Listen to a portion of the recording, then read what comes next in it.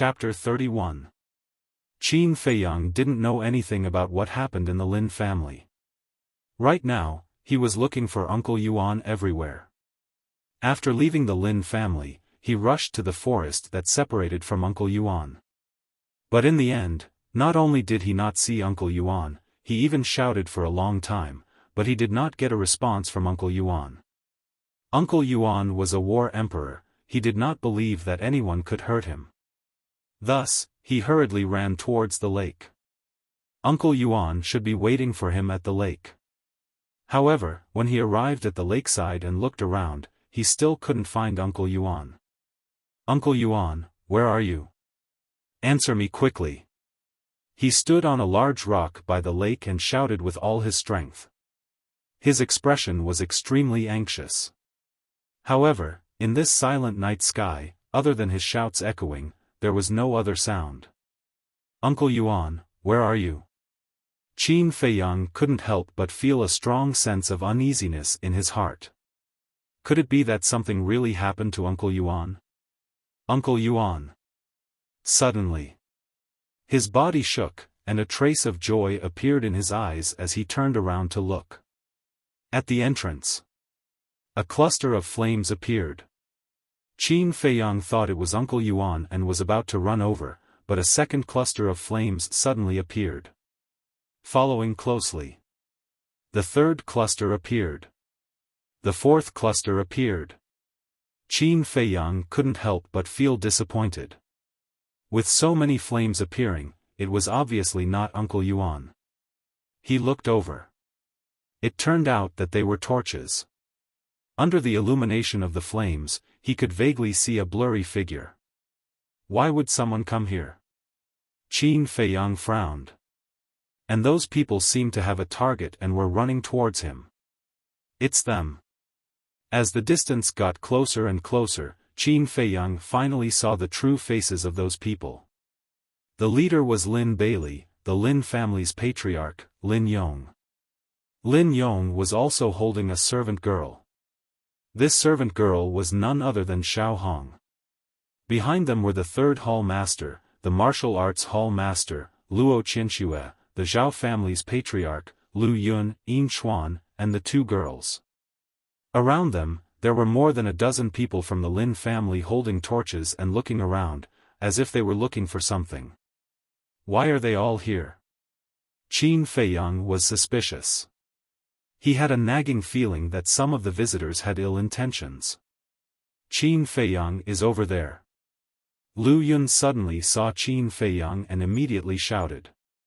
Immediately, everyone rushed towards Qin Feiyang aggressively.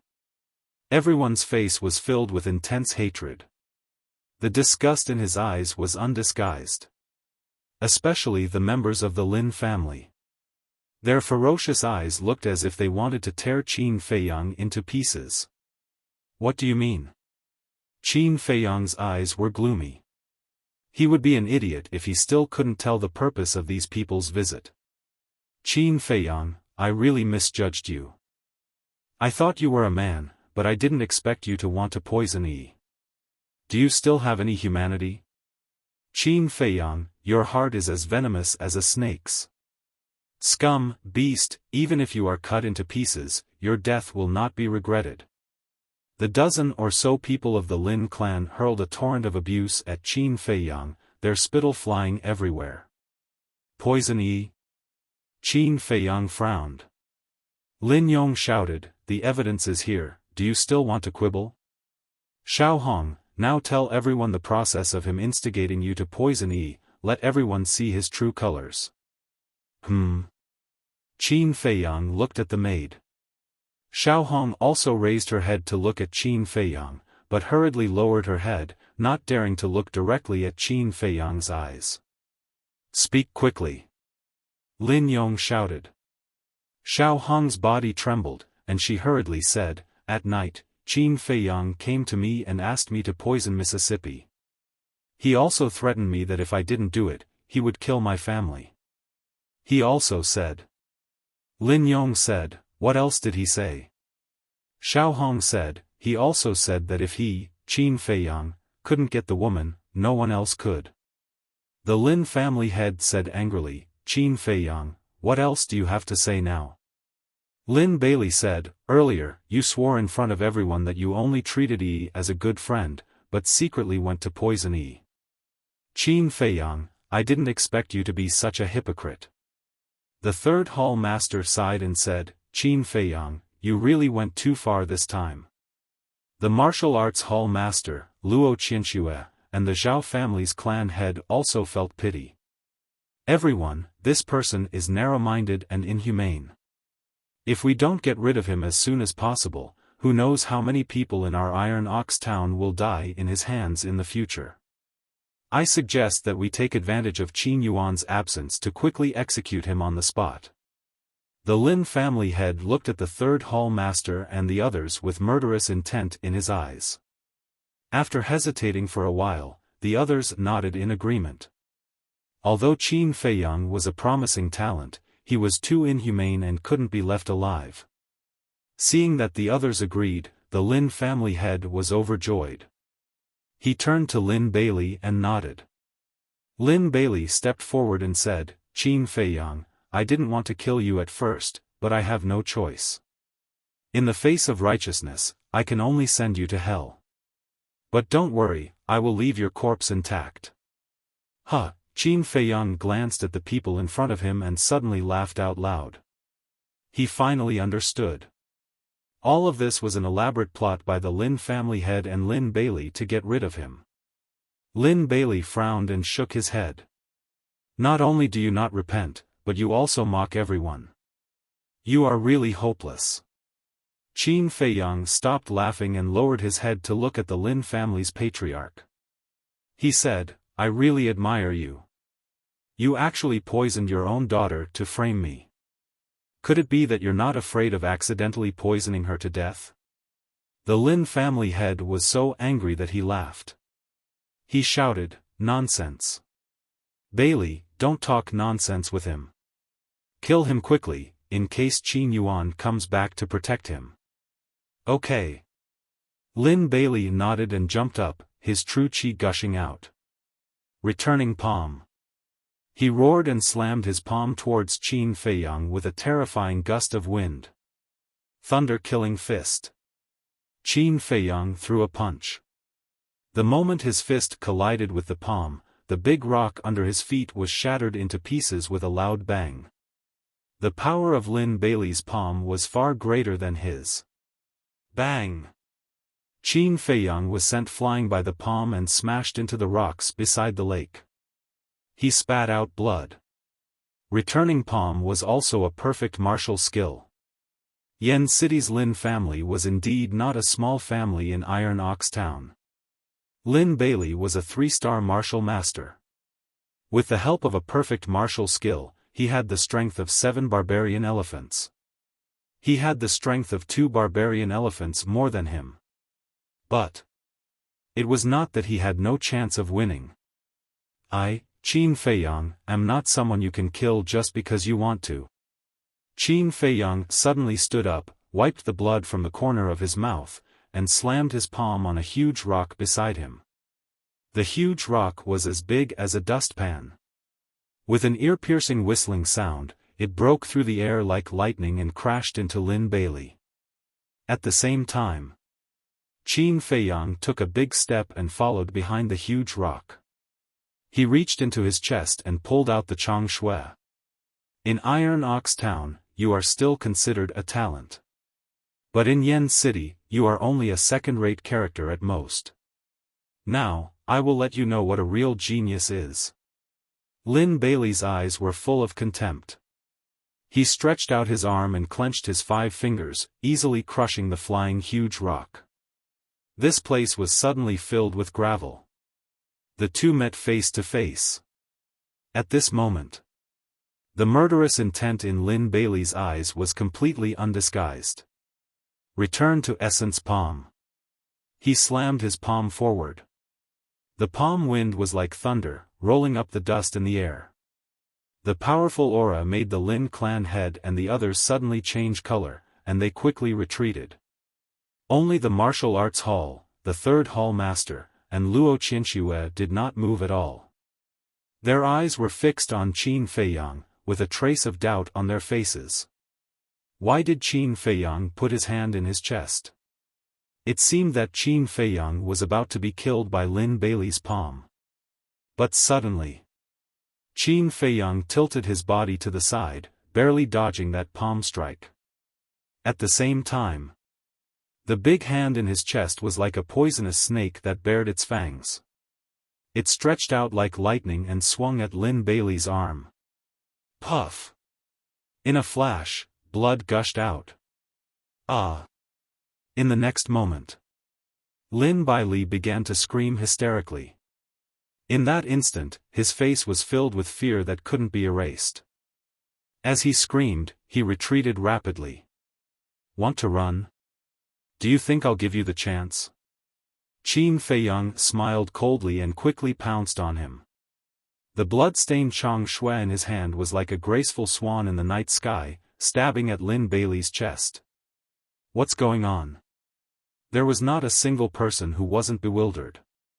Bang! An arm fell to the ground, attracting everyone's attention. Then they looked at Lin Beilei's right shoulder. The arm was gone, and the bowl-sized wound was spurting out dazzling blood. Qin Feiyang actually cut off Lin Beilei's arm. Everyone was dumbfounded. It was hard to believe that such a terrifying scene was happening. Qin Feiyang, don't be stubborn. Stop it. When the third hall master noticed Lin Beilei's danger, he immediately shouted angrily. He landed beside Qin Feiyang and slammed his palm. Damn it! Qin Feiyang cursed. As expected, he gave up on killing Lin Beilei. He took a step forward and narrowly avoided the third hall master's palm. He was so shocked that he broke out in cold sweat. The third hall master was a 9-star martial master.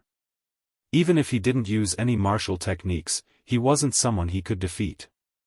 If he didn't dodge in time, he would have been seriously injured and lying on the ground without any power to resist. The third hall master didn't continue to chase. He protected Lin Beilei behind him and looked at Qin Feiyang with a gloomy gaze. Phew! Qin Feiyang secretly exhaled.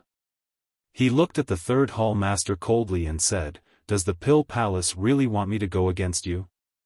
The third hall master said, "Everyone has the right to kill an unpardonable criminal. If you surrender now, I promise to give you a quick death and won't let your corpse be exposed in the wilderness."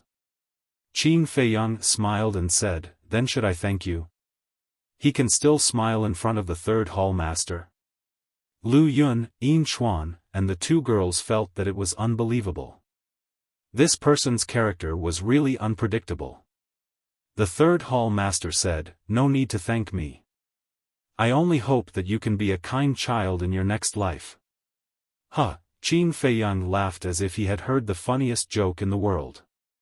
The third hall master's face sank. Chapter 32. The laughter reverberated in the night sky for a long time. It was full of arrogance and unruliness.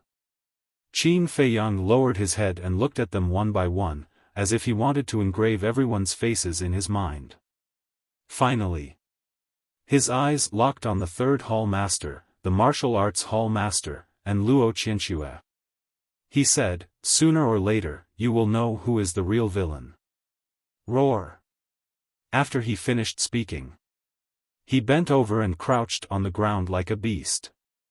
Then he opened his mouth and let out a loud lion's roar.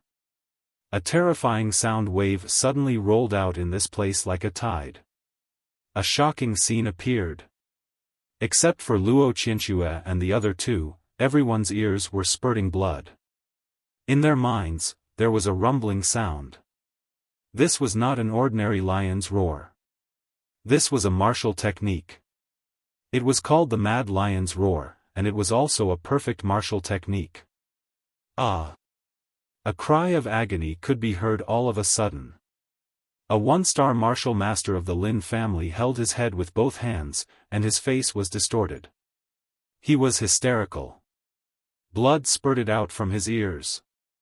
Seeing this, Luo Qianxue and the other two were in extreme disbelief.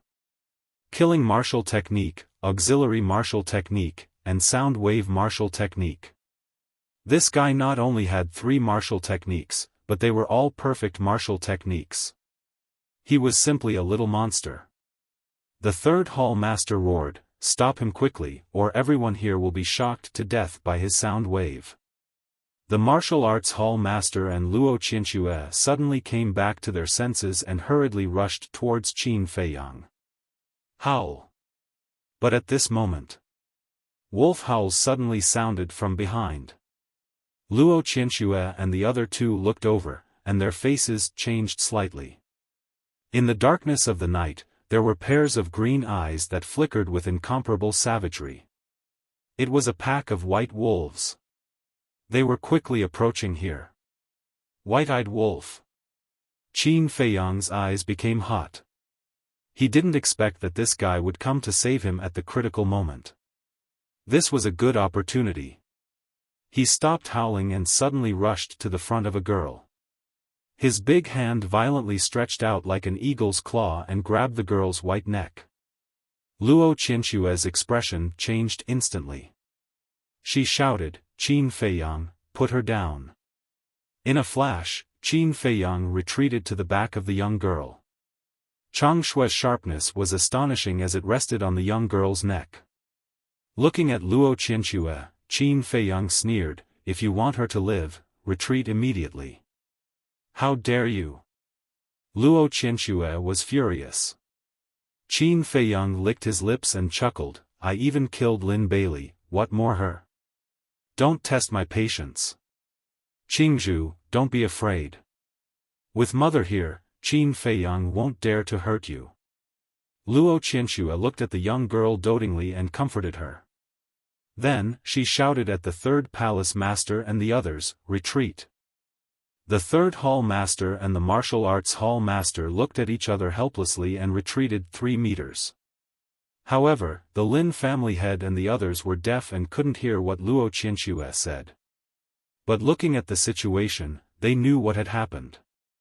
Lu Yun, Yin Chuan, the Zhao family's family head, and the young girl beside the Zhao family's family head immediately retreated to the side of Luo Qianxue and the others. However, the group of people from the Lin family didn't retreat. Instead, with Lin Yong as the leader, they closed in on Qin Feiyang step by step. The Lin family head stood in place and supported Lin Bailey, his eyes full of resentment. Especially Lin Bailey, who couldn't wait to crush Qin Feiyang into ashes. At this moment, Wolf King led the pack of wolves to the back of Qin Feiyang. They all stared at Lin Bailey and the others with murderous eyes. Qin Feiyang grinned and said, "White-eyed wolf, I didn't expect you to be so loyal. But this time, your choice is very unwise. They are all people you can't afford to offend." "Whoa!" Wolf King growled, and a trace of disdain crawled up in his huge pupils. "You really have guts. But really, thank you." Qin Feiyang was very touched, and tears flowed down his face.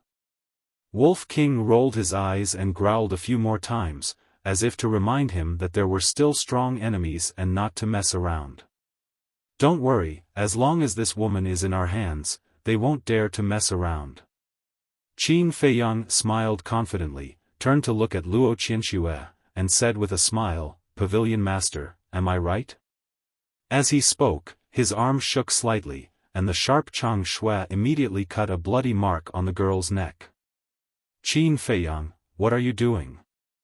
Luo Qianxue was extremely shocked and angry. Qin Feiyang said with a smile, don't be nervous, I just accidentally shook my hand."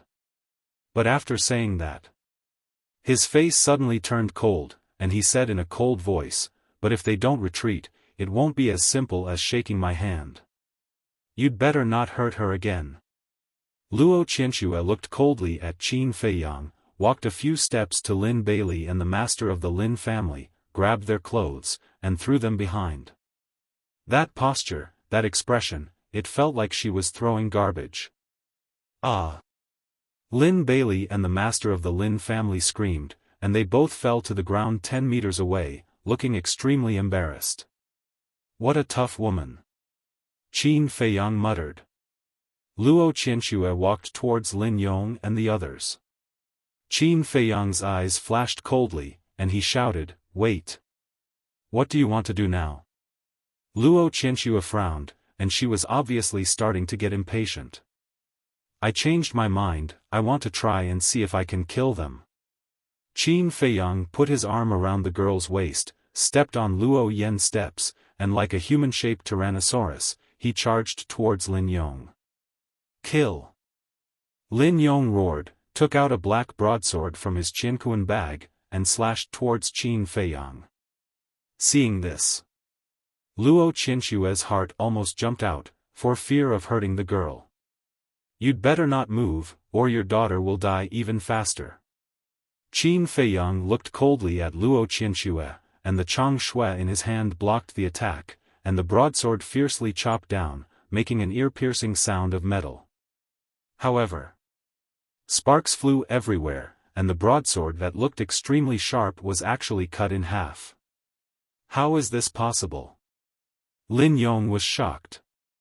Luo Qianxue was also stunned. That dagger, what material was it made of? How could it be so sharp? Just as Lin Yong was in a daze, Qin Feiyang, with lightning speed, stabbed the broadsword into his heart, and he screamed on the spot, with eyes full of fear, and fell to the ground dead. It really can cut iron like mud. Qin Feiyang was extremely excited. Without any hesitation, he charged towards the other people of the Lin family. All the one-star martial masters of the Lin family came today. This time, he wanted to kill them all. Clang! Those one-star martial masters also took out their weapons, and fiercely chopped towards Qin Feiyang, all of them full of murderous intent. For a moment, in this place, the weapons clanged, and the sharpness swept in all directions. True qi swept in all directions like a dragon. Although the Lin family had an absolute advantage in the number of one-star martial masters, in terms of weapons and martial techniques, Qin Feiyang completely crushed them. One by one, the weapons were continuously chopped off by the Chang Shui. Qin Feiyang, with the shifting smoke steps, was like a reaper, constantly harvesting lives. On his body, on his face, splattered with blood. His whole body was filled with murderous intent. Luo Qianxue and the others, seeing this scene, were all shocked. Was he still a teenager? Whether it was a meticulous mind or ruthless means, he was far superior to his peers. Even they were ashamed of their inferiority. Ruthless and cold. This Qin Feiyang, what kind of person was he? The head of the Lin family and Lin Bailey had a face of disbelief. So many one-star martial masters were actually no match for Qin Feiyang? Gradually, in their hearts, a sense of panic emerged. The iron-blooded methods that Qin Feiyang displayed made them afraid. Even their bodies couldn't help but tremble. However, in the face of such a bloody lake, the girl in Qin Feiyang's arms didn't panic at all, she was very calm. She was also curiously sizing up Qin Feiyang. 100 breaths passed. The one-star martial masters of the Lin family, including a few servants, were all lying in a pool of blood. The pungent smell of blood enveloped the void. In fact, they had long been scared out of their wits, but Qin Feiyang's shifting smoke steps was 4 times faster than them. How could they escape? Whoosh! At the same time as the battle ended, Qin Feiyang quickly retreated to the front of Wolf King and let out a long breath. In the eyes of outsiders, this battle was very easy and simple, but in fact, only he knew how dangerous it was. If he let loose, he had full confidence that he could kill all these people without any injuries. But he had to protect the girl. This girl was his only bargaining chip now, there must be no accidents. And those people of the Lin family were filled with fear. In order to survive, they didn't care about the girl's life or death. The girl was almost killed several times. It was Qin Feiyang who blocked the attack with his body and protected her safety. Therefore, on his back and right shoulder, there were a few deep wounds that exposed the bone, which were constantly bleeding. What a scary young man. The third hall master and the martial arts hall master looked at each other. There was a trace of fear in their eyes. If this young man didn't die prematurely, whether it was good or bad in the future, he would definitely achieve something. Luo Qianxue was also relieved. In the whole process of the battle, she was worried that her daughter would be in danger. Fortunately, what she was worried about didn't happen. She looked at Qin Feiyang and said, "You will protect my daughter, which means you are very clear about your current situation. Let her go immediately, and I will let bygones be bygones." Qin Feiyang laughed and said, "Do you think I am a 3-year-old child?" Luo Qianxue's face was suddenly covered with a layer of frost. She said in a low voice, "What do you want?" Qin Feiyang said, "Stand here and don't move. After I make sure it is safe, I will let your daughter go. You have no other choice." "Okay." Luo Qianxue nodded. But she was still worried and said, "Qin Feiyang, don't say I didn't warn you in advance. Our treasure pavilion is in every corner of the county of Yan. Even the royal family doesn't dare to offend us. You better not hurt Qingzhu, or I will kill you even if you run to the end of the world. I don't need you to remind me." Qin Feiyang said indifferently, turned to Wolf King and smiled. "Let's go." "Whoa." Wolf King growled, turned around, and ran toward the exit with the pack of wolves. Qin Feiyang also knocked the girl out with one palm. He hugged the girl and said without looking back, "Master Lin, don't think that you have a chance to soar just because you are related to the main family of the Yan city.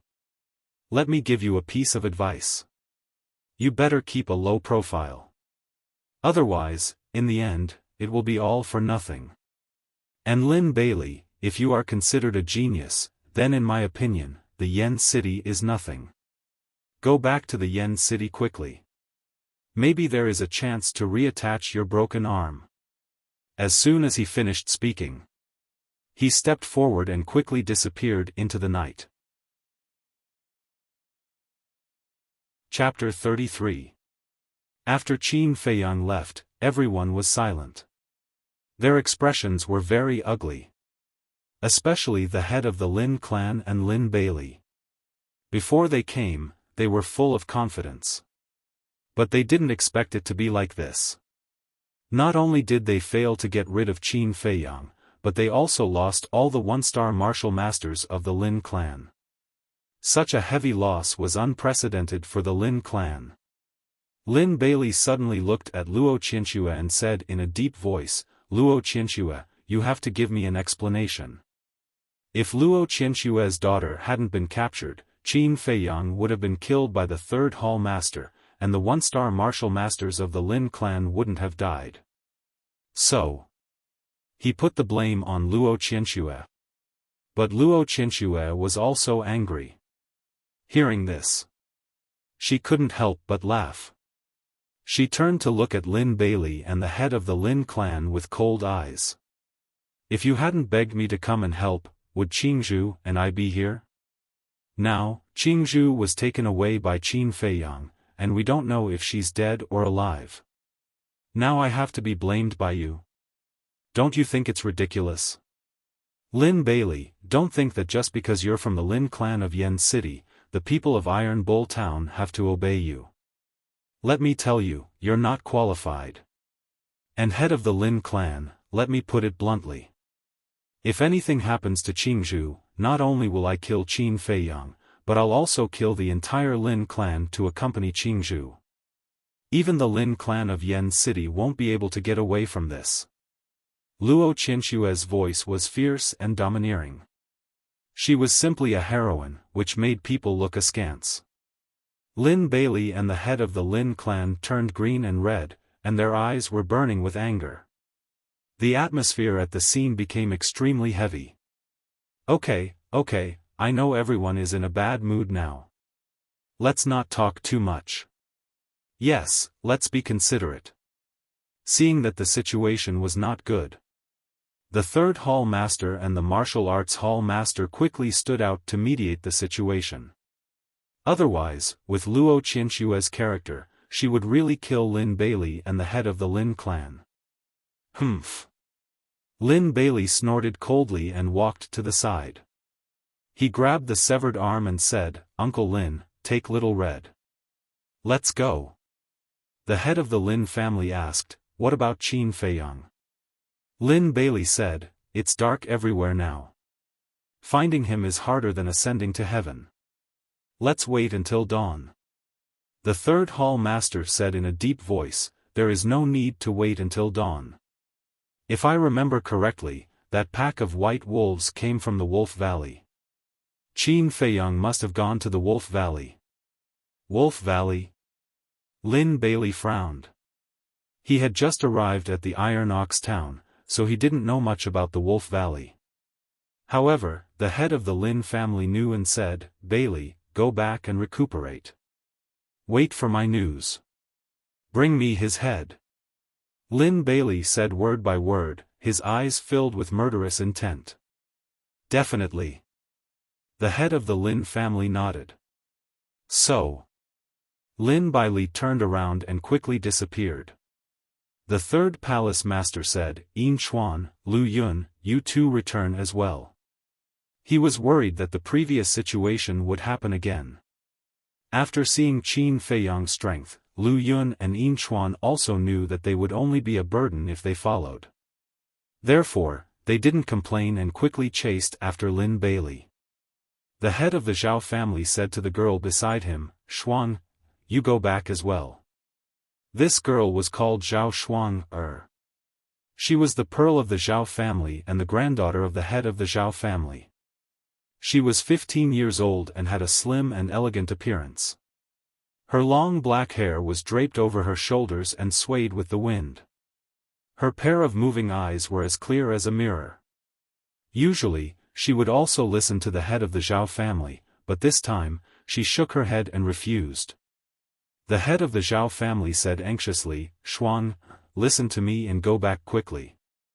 Zhao Xuan turned a deaf ear and looked at the third palace master and the others. She bowed and said, "Uncles, my grandfather and I have something to do and have to go back immediately. We won't be going to the Wolf Valley." The third palace master and the others immediately looked at the grandfather and granddaughter pair. Xuan, the head of the Zhao family frowned and was about to say something. However, Zhao Xuan smiled at him and said, "Grandfather, let's go back." After saying that, she dragged the head of the Zhao family and walked towards the entrance of the lake. Humph, timid people will never amount to anything. The head of the Lin family glanced at the grandfather and granddaughter pair with disdain. Murderous intent flashed in his eyes and he suddenly slapped Xiao Hong's head. "Ah!" Xiao Hong screamed on the spot and fell to the ground dead. Zhao Xuan's two beautiful eyebrows frowned slightly. She turned to look at the head of the Lin family and said, "Uncle Lin, she was also forced by Qin Feiyang. You don't have to kill her, right?" The head of the Lin family shouted, "Even your grandfather has no right to interfere in the affairs of the Lin family, let alone a junior like you. Get lost. Sorry for offending you." Zhao Xuan apologized and then pulled the head of the Zhao family and walked towards the entrance without looking back.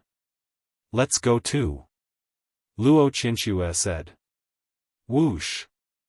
Luo Qianxue, the head of the Lin family, the third hall master, and the martial arts hall master all stepped forward and rushed towards the Wolf Valley. Seeing the four people disappear, the head of the Zhao family pulled back his arm and looked at Zhao Xuan angrily. He said, "Xuan, you are really silly.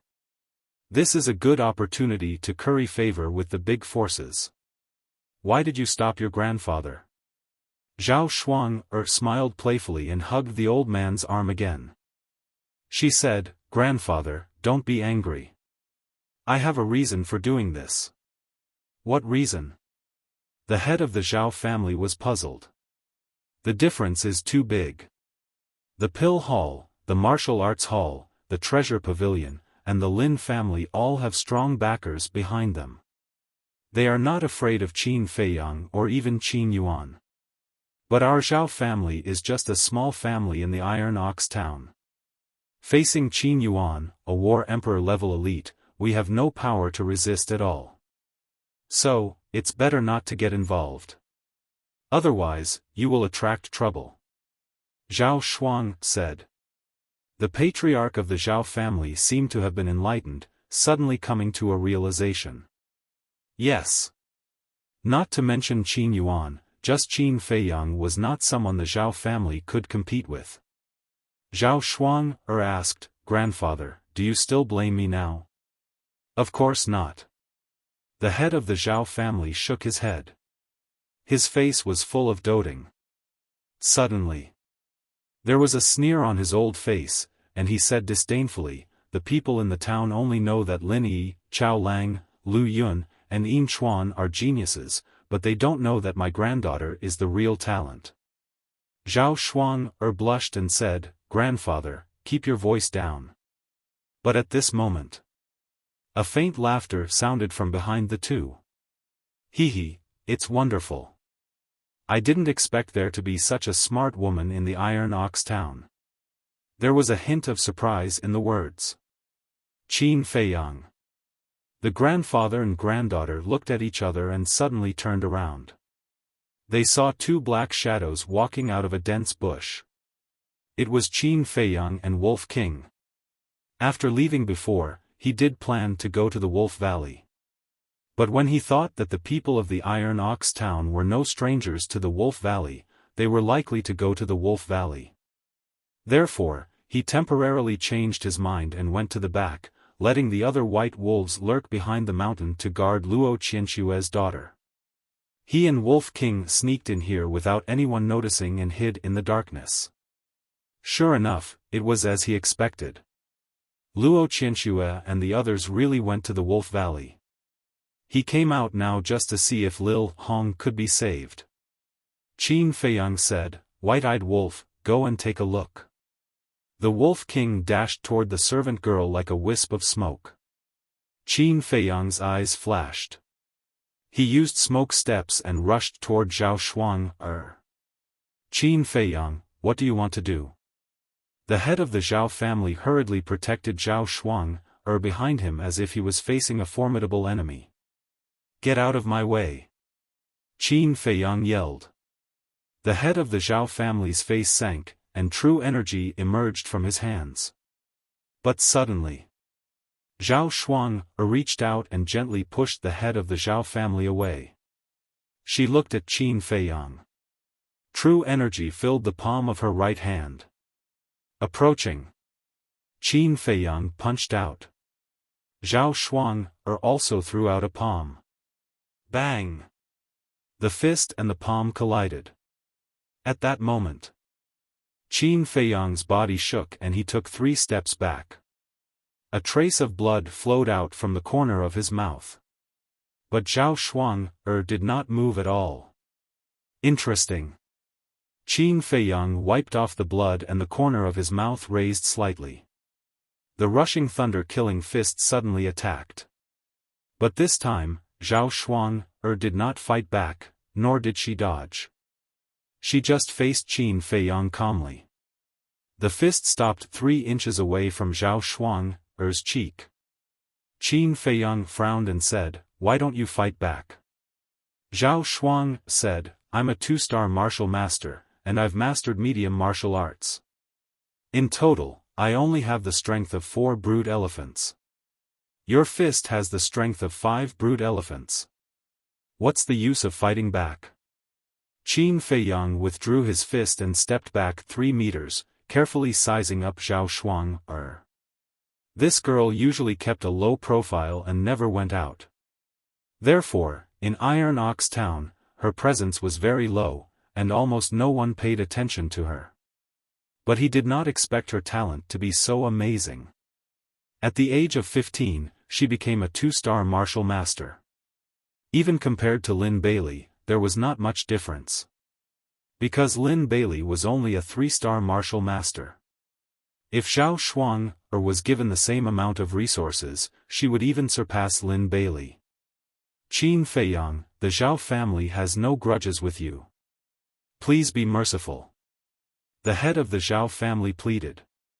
He thought that Qin Feiyang wanted to kill Zhao Shuang in the cradle. Qin Feiyang shook his head and laughed, saying, "Head of the Zhao family, don't be so nervous. Although I, Qin Feiyang, am not a good person, I'm a reasonable person. You didn't continue to chase me, so I naturally won't hurt you. I just want to meet your granddaughter." The head of the Zhao family was stunned, and finally breathed a sigh of relief. Qin Feiyang said again, "But you and your granddaughter are really good at hiding. You actually deceived everyone for more than 10 years. Zhao Shuang said, "Didn't you also deceive everyone for 5 years?" Me? Qin Feiyang was stunned. At this time, Wolf King ran over and shook his head at Qin Feiyang. "Damn it!" Qin Feiyang cursed. He did not expect the head of the Lin family to be so vicious. That maid's death meant that there was no evidence. In that case, he would go and kill Lin Bailey. Murderous intent flashed in his eyes. He looked at Zhao Shuang and laughed, "Would I tell you that I only cultivated for 6 days? White-eyed wolf, you take Luo Qianshue's daughter now and go to the cave where I healed last time. After I kill Lin Bailey, I'll meet up with you." After Qin Feiyang finished speaking, he used the smoke-gathering steps and rushed toward the exit. The Wolf King also turned around and quickly melted into the night sky, disappearing without a trace. The head of the Zhao family and Zhao Shuang looked at each other. Chapter 34. Qin Feiyang sped all the way, the Luo Yan steps pushing his speed to the extreme. Although Lin Bailey was a step ahead, he was seriously injured and could not use his full speed. Therefore, before Lin Bailey entered the Iron Ox town, Qin Feiyang caught up. Yin Chuan and Lu Yun both followed beside Lin Bailey, flattering him. Iron Ox town. It was getting closer and closer. It was only a distance of 300 meters. Lin Bailey was still holding that arm in his hand, and the wound on his shoulder was still bleeding. Suddenly, Lin Bailey felt a bone-piercing murderous intent coming from behind. He frowned and turned around, only to see a blurry figure sprinting toward him. Who is it? Such a strong murderous intent? Yin Chuan and Lu Yun looked at each other, a trace of surprise in their eyes. The blurry figure was approaching rapidly. It was as if the god of death was approaching. Lin Bailey and the other two could not help but feel a strong sense of uneasiness. After a few breaths, the distance between the two was only 20 meters. It's him. Qin Feiyang. Isn't he in the Wolf Valley? Why is he here? Lin Bailey and the other two finally saw the person's true face, and their faces were instantly filled with disbelief. Lin Bailey, die! Accompanied by a stern shout. Qin Feiyang was like a Rakshasa in the dark night, stepping on the ground with all his strength. With the help of the impact, this step leaped more than 10 meters. At the same time, he pulled out the Chang Shui, revealing his sharpness. He then stomped on the ground and pounced towards Lin Bailey. In the blink of an eye. The whole process took less than 3 breaths. Lin Bailey's expression changed. He threw away the arm in his hand and grabbed Yin Chuan, forcefully dragging him in front of him. Immediately, he did not even care about that arm and fled towards the Iron Ox town. Puchi. The Chang Shui instantly sank into Yin Chuan's chest. Blood spurted out like a pillar. Ah! Yin Chuan screamed as he struggled. He never thought that Lin Bailey would actually use him as a shield. Lu Yun was also dumbfounded and even forgot to escape. However, Qin Feiyang did not pay any attention to him. He pulled out the Chang Shui, pushed Yin Chuan aside, and chased after Lin Bailey.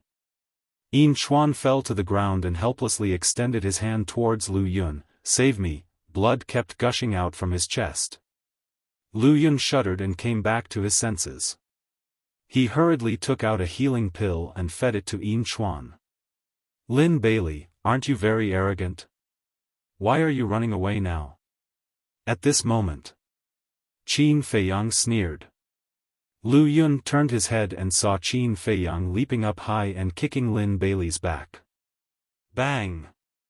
Lin Bailey fell flat on his face and fell to the ground. After Qin Feiyang landed on the ground, he waved the Chang Shui in his hand and cut Lin Bailey's hamstring with lightning speed. "Ah, don't kill me, Qin Feiyang, I was wrong. I shouldn't have provoked you. I shouldn't have framed you, I'm sorry, I'm really sorry, please spare me," Lin Bailey screamed and begged for mercy. One of his arms was broken, and the hamstrings of his feet were cut. He couldn't even crawl now.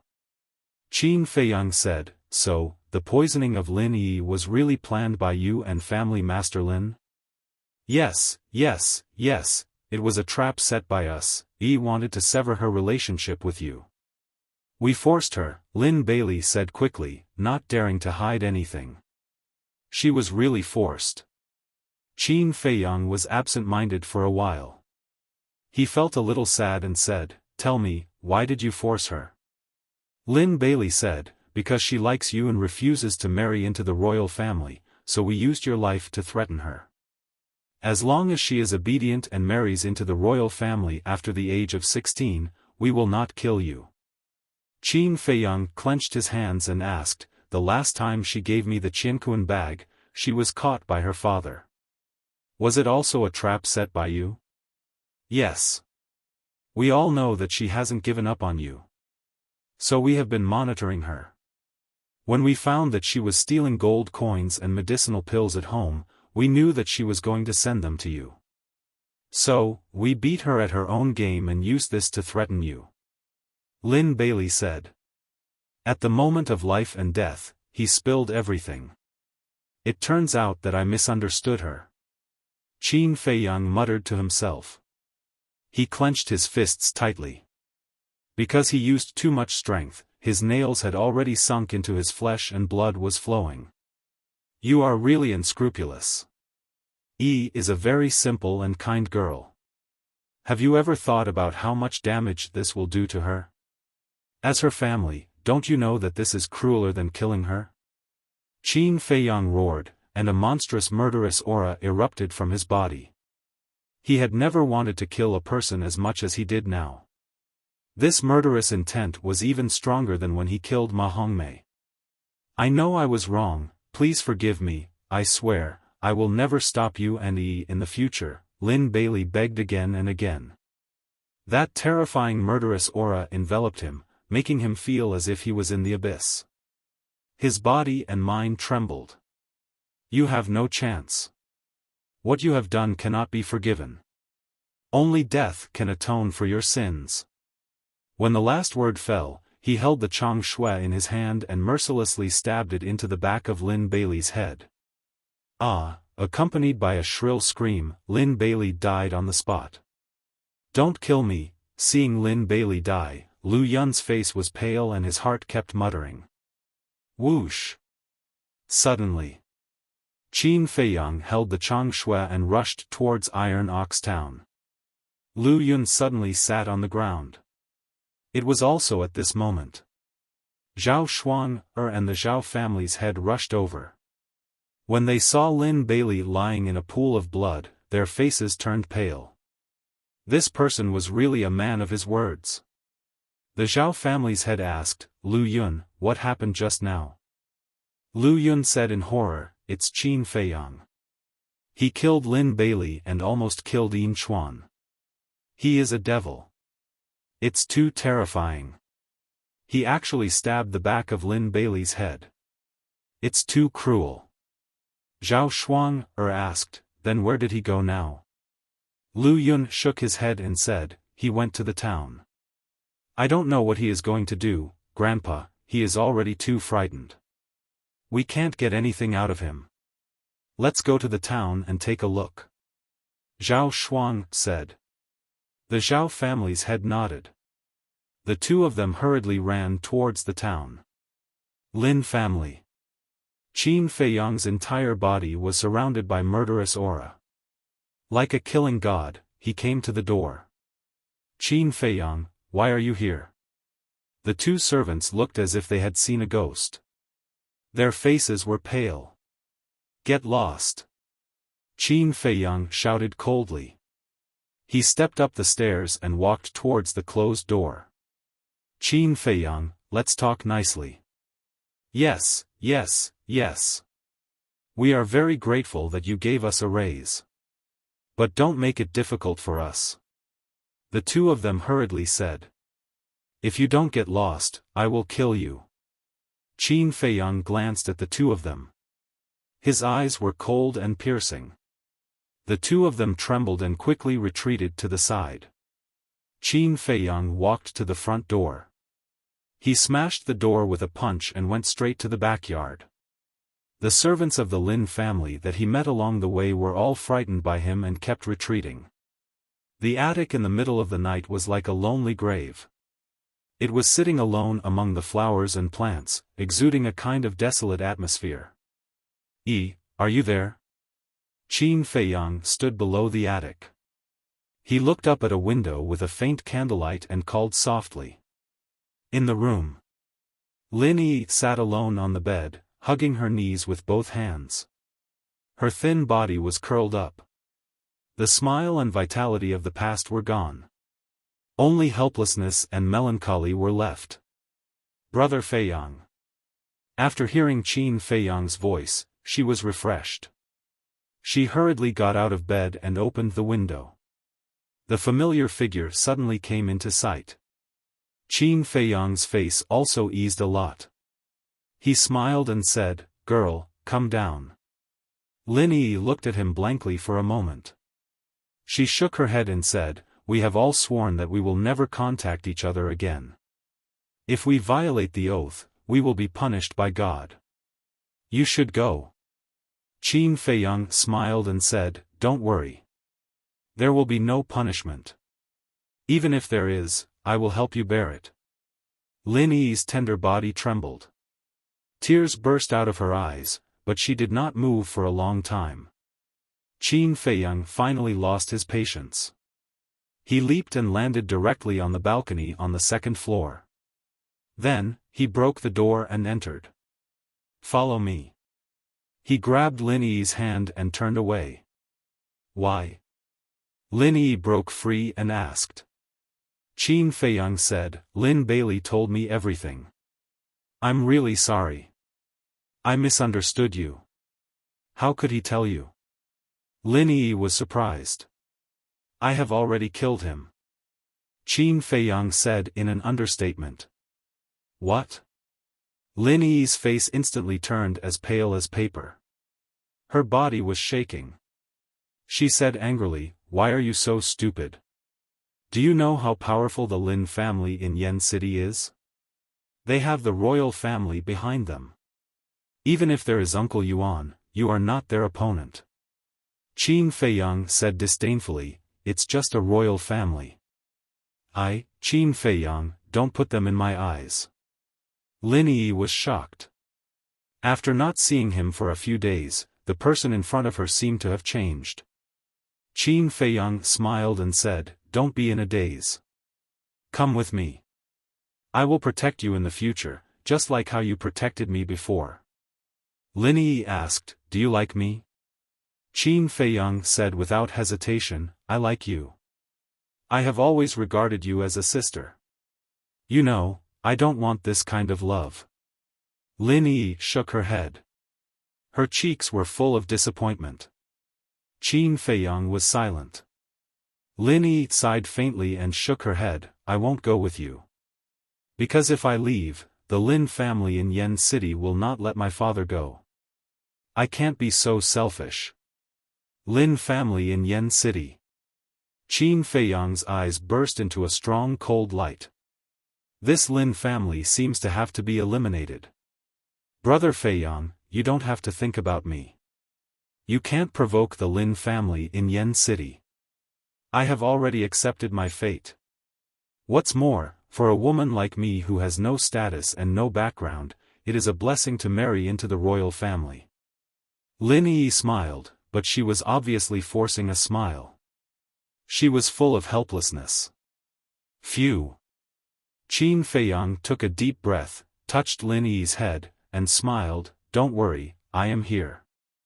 After that, he turned and walked out of the room, jumped down from the terrace, and walked outside. Lin Yi stood in front of the window, watching silently. Tears fell like rain. Suddenly, Qin Feiyang stopped, looked back at Lin Yi, and asked, "Do you believe that I will poison you?" Lin Yi shook her head. "That's enough." Chapter 35. Walking out of the Lin family, Qin Feiyang and Zhao Shuang bumped into each other. "What are you doing at the Lin family?"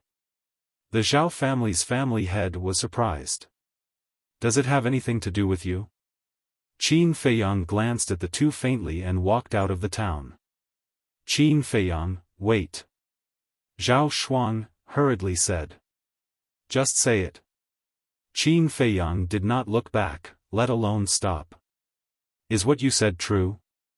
How can it be done in 6 days?" Zhao Shuang asked. "Have you heard of the old saying, curiosity kills the cat?"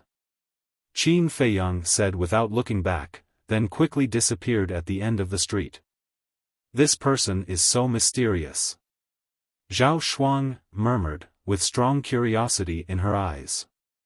Seeing this, the Zhao family's family head's heart skipped a beat, and he hurriedly said, "Shuang, Qin Feiyang is not a simple person. Don't provoke him. Grandpa, don't worry. I know what to do and what not to do. Let's go home." Zhao Shuang smiled playfully. She hugged the old arm of the Zhao family's family head and walked in the direction of the Zhao family. They talked and laughed along the way. But Qin Feiyang was silent along the way. All these years, he had always regarded Lin Yi as his best friend. He never thought of being lovers with her. Originally, he thought that Lin Yi thought the same. However, he did not expect that Lin Yi's thoughts were completely opposite from his. Love? Lovers? He did not dare to think about these complicated things, nor did he want to think about them. The only thing he wanted to do now was to make himself stronger as soon as possible, return to the capital, and take back everything that belonged to him. As for Lin Yi's feelings for him, he could only silently apologize. But he would not sit idly by. He had lived in the imperial palace since he was a child. He knew the life of the royal family too well. Every day, he would face intrigue. Even if he did not provoke others, others would not let him go. It could be said that living in the royal family was equivalent to living on the edge of a knife. He could be plotted against by others at any time. Lin Yi was too simple and kind. It was impossible for her to survive in that cruel environment. The most important thing was that Lin Yi herself did not want to marry into the royal family. County of Yen, Yen City, Qin Feiyang's eyes flickered. The Great Qin Empire ruled over 9 prefectures and 18 counties. The county of Yen was one of them. In fact, the predecessors of the 18 counties were 18 huge kingdoms. Later on, it was unified by the ancestors of the Qin clan and incorporated into the territory of the Great Emperor Empire. After that, it was changed to a prefecture, and the rulers of the 18 countries were conferred the title of prefecture king. As a result, there were now 18 commandery princes in charge of 18 counties. Qin Feiyang was in Iron Ox Town, which belonged to the county of Yen. The lord of the county of Yen was known as the King of Yen, who ruled over his people. Yen City was the capital of the county of Yen. As for the Dan Hall, Martial Arts Hall, and Precious Treasure Pavilion, Qin Feiyang was also very clear about them. The 3 major forces were spread throughout every city in the Grand Qin Empire, and their foundations were extremely solid. However, it was also controlled by the imperial power. To put it bluntly, the person behind the three major forces was actually the emperor of the Grand Qin Empire. In other words, he was Qin Feiyang's father. All in all, in the territory of the Grand Qin Empire, the imperial power represented supremacy, and no matter who it was, they had to obey. Since the beginning of time, no one dared to challenge the imperial power. No matter how big the world was, it was the land of the emperor. All the people on the shore of the land were the subjects of the emperor. Logically speaking. With such a terrifying background, even if Qin Feiyang was expelled from the imperial capital, he wouldn't have fallen to such a state today. However, what threatened Qin Feiyang was the imperial power. In other words, he wanted to return to the imperial capital and take back everything. He had to compete with the imperial power. This road was destined to be difficult. He might even lose his life. Therefore, emotions were a burden to him. And to return to the imperial capital, Yen City was the only way. Sooner or later, he would have to face the Lin family of Yen City and the royal family of the county of Yen. He pondered along the way. Unknowingly, Qin Feiyang arrived in front of the cave. Dozens of white wolves were hiding nearby, their fangs were dense, and their eyes emitted a dark green light, which looked extremely terrifying in the dark night. Walking into the cave. The girl was lying quietly on the ground, as if she was in a deep sleep. Wolf King was lying on the side, eyeing covetously. Whoa! Seeing Qin Feiyang coming in, Wolf King got up and growled at him with a questioning look in his eyes. It's settled. Qin Feiyang laughed. Whoa! Wolf King growled again. After a long time, Qin Feiyang finally guessed what Wolf King wanted to express. Wolf King was asking him what his plan was next. Let's find Uncle Yuan first. I wonder where he is now. It's really worrying. Qin Feiyang was worried. Wolf King ran out of the cave and howled at the night sky. The wolf pack hiding nearby immediately dispersed and disappeared in all directions. Qin Feiyang came behind Wolf King and asked, "Are you asking them to find Uncle Yuan?" Wolf King nodded. "Thank you." Qin Feiyang was grateful. Wolf King cracked a smile, as if saying, "Why are you being so polite with me?" Qin Feiyang couldn't help but laugh. Without any fear, he stretched out his hand and stroked the Wolf King's head, saying, "After we find Uncle Yuan, I'll think of a way to find a beast spirit pill. At that time, we'll be able to communicate telepathically and won't have to guess like now." Wolf King's eyes lit up, and he nodded repeatedly. Beast spirit pill is extremely precious, you can't find it in Iron Ox Town. At this moment, a very pleasant voice came from behind, like the sound of nature. Wolf King immediately turned his head, bared his teeth, and revealed a fierce light in his eyes. Qin Feiyang also turned around and saw that the girl had woken up and was walking out of the cave. The girl was about 1.7 meters tall, slim, and waterfall-like long hair, a little messy, but there were still bloodstains on her face and clothes, so that people couldn't distinguish her appearance. However, when he was at the Lin family and the lake, he noticed this girl. Whether it was her appearance or temperament, she was not inferior to Zhao Shuang'er and Lin Yi. But there was one thing he was very confused about. In the 5 years in Iron Ox Town, he had never heard that Luo Qianxue had a daughter who suddenly appeared at night. "Are you really Luo Qianxue's daughter?" Qin Feiyang asked. "Yes, it's just that I have been in Star Moon City since I was young. I just came here yesterday, so it's normal that you don't know." The girl's tone was very calm. If she wiped off the bloodstains on her body, it was not difficult to imagine that she was definitely a well-educated, gentle, and polite woman. Star Moon City. Qin Feiyang was surprised. Star Moon City was famous in the county of Yen, and its scale was second only to Yen City. It seemed that this girl's origin was not simple. You can go. Qin Feiyang stepped aside and also let Wolf King step back. You let me go just like that? The girl looked surprised and asked, aren't you afraid that I will reveal your hiding place? You can try. A faint smile crept onto Qin Feiyang's face. The girl looked at him deeply and said, do you know Lin Bailey's identity? Is it important? Qin Feiyang asked. Of course it is important. He is the youngest son of the Lin family in Yen City. You broke his arm, so I'm afraid that his future will not be easy. The girl smiled meaningfully. Really? Qin Feiyang frowned. The girl nodded. Then this is not good. Because I killed him before coming here. What should I do? The Lin family in Yen City is so powerful. How can I live? How about I go and apologize? Qin Feiyang was very anxious, but there was a trace of sarcasm in his eyes. You killed him? The girl was shocked. This guy was too bold, wasn't he? Was this something that could be solved by an apology? She was about to say something, but suddenly she noticed the sarcasm in Qin Feiyang's eyes. Then she understood. This guy didn't care at all. He was just teasing her. You're too much.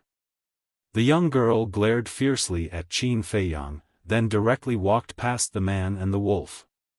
Qin Feiyang said, by the way, what's your name? Luo Qingzhu. The young girl responded without turning her head. She then quickly entered the forest and disappeared without a trace. Luo Qingzhu? Why does she have the same surname as Luo Qianxue? Qin Feiyang was a little stunned. Then he took out the castle from his Qianquan bag, and his eyes were shining. White-eyed wolf, I'll take you to a magical place. Come in. Qin Feiyang greeted and turned to walk into the cave. Wolf King strode in and looked at Qin Feiyang and the castle with suspicion. You'll know later. Qin Feiyang smiled mysteriously and bit his finger. A drop of blood fell on the castle. In the blink of an eye, the blood merged with the castle. The castle also bloomed with strands of black divine light. It looked particularly mysterious. At the same time, Qin Feiyang had a wonderful feeling in his heart. He felt that the castle seemed to have merged with him, as if it was a part of his body. He tried to move his mind. Swish! The ancient castle immediately turned into a stream of light and entered the space between his eyebrows. It did not leave any trace and disappeared without a trace. The alpha wolf's pupils constricted and its massive pupils were filled with shock. Qin Feiyang moved his mind again. The castle came out of his glabella again and floated in front of him. He touched his glabella and his eyes shone with a strange light. His glabella was intact without the slightest scar. And when the castle entered his glabella, he didn't feel any pain. Is it really a part of my body now? Qin Feiyang murmured. Since he couldn't figure it out, he stopped thinking about it and put the castle into his glabella again. Don't be nervous. Then he bent down and patted Wolf King's head. He grabbed the fur on Wolf King's back and moved his mind. At that moment, a man and a wolf disappeared without a trace. And even the castle disappeared. In fact, the castle didn't disappear. It just turned into a speck of dust and floated quietly in the void. Internal space. Wolf King and Qin Feiyang looked around in surprise when they first came in. Take your time. Qin Feiyang smiled and walked straight to the front of the altar. He looked at the iron box on top of it. Uncle Yuan asked him to take a look at the iron book inside when he had time. There must be a reason. However, he saw an envelope next to the iron box. When I came in last time, it didn't seem to be here. Qin Feiyang was puzzled. He didn't care about the envelope for the time being and reached out to open the iron box. But no matter how hard he tried, he couldn't open the iron box. By the way, Uncle Yuan seemed to say that it can only be opened with my blood. He bit his finger again and dripped a drop of blood on the iron box. Click. The iron box opened quickly. The iron book once again appeared in his line of sight. And this time, there was no elixir to distract his attention. He clearly saw 4 bold words on the cover of the iron book. Chapter 36. The 4 words were like iron hooks and silver strokes, emitting a vicissitude, ancient and grand aura. Qin Feiyang's pupils contracted. Looking at these 4 words, he felt as if he had entered a vast world, and a sense of insignificance arose spontaneously. It was really hard to imagine. What kind of treasure did Uncle Yuan leave for him? He stretched out his trembling hand, wanting to grab the iron book. However, Qin Feiyang shockingly discovered that the iron book seemed to weigh millions of pounds, and he couldn't pick it up. He retracted his arm, took a few deep breaths, and tried to pick up the iron book again. The result? It still didn't work. Even the iron box, he couldn't move it at all. Strange. Qin Feiyang frowned. He tried again with all his strength, and seeing that he still couldn't do anything, he simply gave up and tried to open the cover of the iron book. The cover could be opened. The page was also an iron sheet, thin as a cicada's wing. There was a word engraved on it. Return. This word, like a dragon flying and a phoenix dancing, contained a great power. When Qin Feiyang's gaze came into contact with this word, the blood in his body quickly solidified. Invisible and mysterious auras crazily attacked his mind. He felt that his soul was about to break out of his body. A strong fear, a threat of death, like a tide, rushed to his heart. He hurriedly moved his gaze away. His whole body was already drenched in sweat. Qin Feiyang was shocked. How powerful was the person who engraved this word? Every stroke was filled with an incomparable sharpness. He had never seen such terrifying power before. Phew! 10 breaths later. Qin Feiyang finally calmed down the fear in his heart, let out a long breath, and looked at the page again. But this time, he didn't look at the word return. Under the word return, there were a few lines of small words. Qin Feiyang continued to read, and a trace of surprise gradually climbed up on his face. Until the end. The surprise turned into ecstasy. It turned out that the first word of the 6-word divine formula was return. It was called the Huan formula. According to what was recorded on the iron sheet, the return formula possessed a terrifying divine power. It was able to give one a taste of their own medicine. In other words, as long as he mastered the return formula, he would be able to reflect all of his opponent's strength and counterattack. Qin Feiyang's body trembled as if he had found a precious treasure. Who would have thought that this 6-word divine formula was actually so terrifying? He eagerly turned to the 2nd page. But in the end, he found that he couldn't flip to the 2nd page. What happened? Qin Feiyang was bewildered. Suddenly, he noticed that there was a small line of words at the bottom of the 1st page. Only after breaking through to the Battle King realm can you open the 2nd page. He took a closer look. Qin Feiyang suddenly understood. It turned out that he had to break through to the Battle King realm in order to open the 2nd page. War King realm? It won't take long. Qin Feiyang looked expectant. If the first word was already so powerful, the 2nd word would definitely be even more powerful. He calmed himself down. He began to read the cultivation method of the Huan character formula seriously. Meanwhile, Luo Qianxue and the other 3 appeared at the entrance of the Wolf Valley. After a careful search, not to mention Qin Feiyang, they didn't even find a wolf. Filled with anger, the four of them rushed back to the Iron Ox town without stopping. When she saw Luo Qingzhu standing at the entrance of the town, Luo Qianxue was extremely surprised. However, when the Lin family patriarch heard the news of Lin Baili's death, he was both shocked and furious. He didn't expect that Qin Feiyang would actually come back. Moreover, when Qin Feiyang killed Lin Baili, Lu Yun heard everything that Lin Baili said.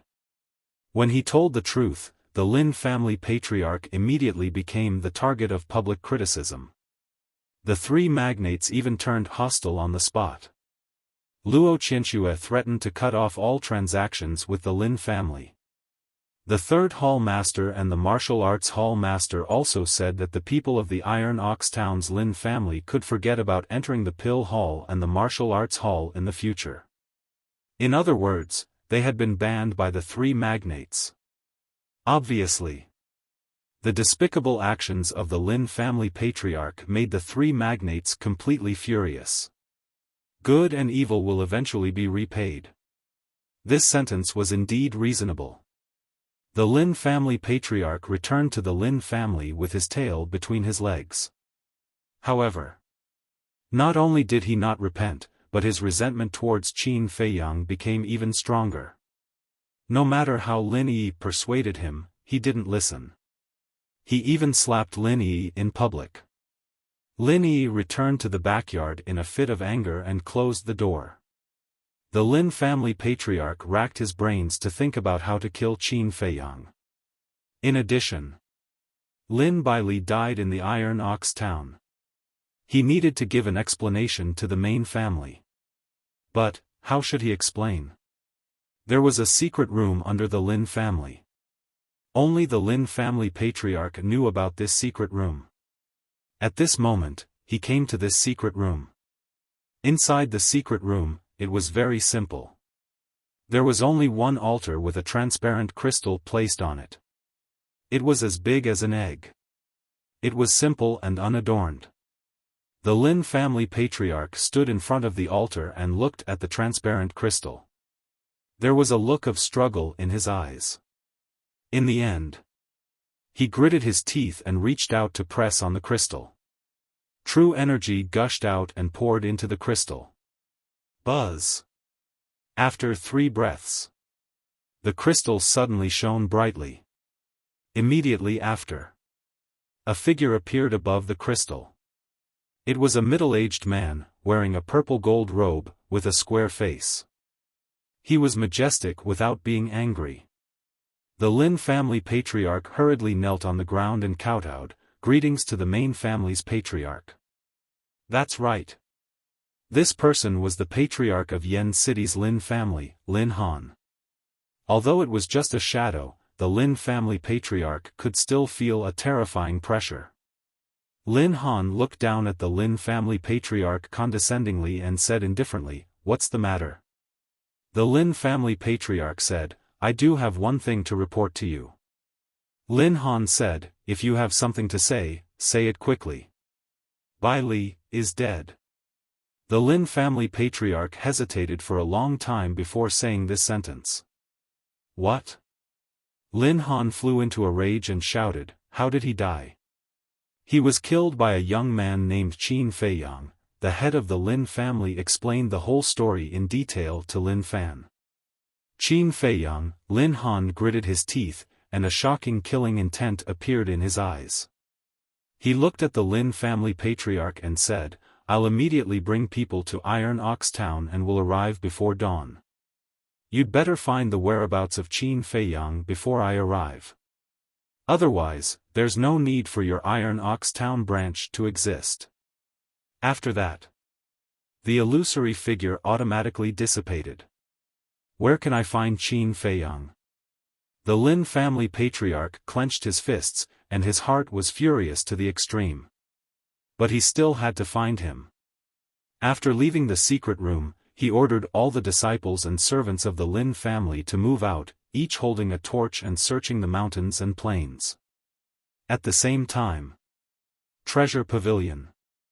Luo Qingzhu carried a bowl of hot porridge and walked into a room. In the room, Luo Qianxue sat at the table, seemingly thinking about something. Luo Qingzhu put the hot porridge on the table, walked behind Luo Qianxue, gently rubbed Luo Qianxue's shoulder, and asked, "Mother, since you came back, you've been worried. What are you thinking about?" Sigh. Luo Qianxue sighed and said, "I can't figure out why the Lin family patriarch did this. Is it really so important to let Lin Yi join the royal family?" Luo Qingzhu smiled and said, "Everyone has their own ideas and pursuits. Why should mother worry about this matter?" Luo Qianxue said, "Although it's true, I just don't like his style. Qin Feiyang is also quite good. He's more than enough to match Lin Yi. What else is he not satisfied with? If it were me, as long as my children are happy, it doesn't matter what his background is."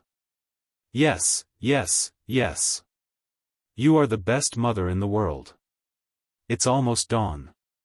Have some hot porridge and have a good rest," Luo Qingzhu said. "Qingzhu, do you know where Qin Feiyang is?" Luo Qianxue asked. Luo Qingzhu nodded, but then reacted and asked, "Mother, what do you want to do?" Luo Qianxue said, "Since we wronged Qin Feiyang, we should apologize to him and give him some compensation." "Him? What an arrogant guy.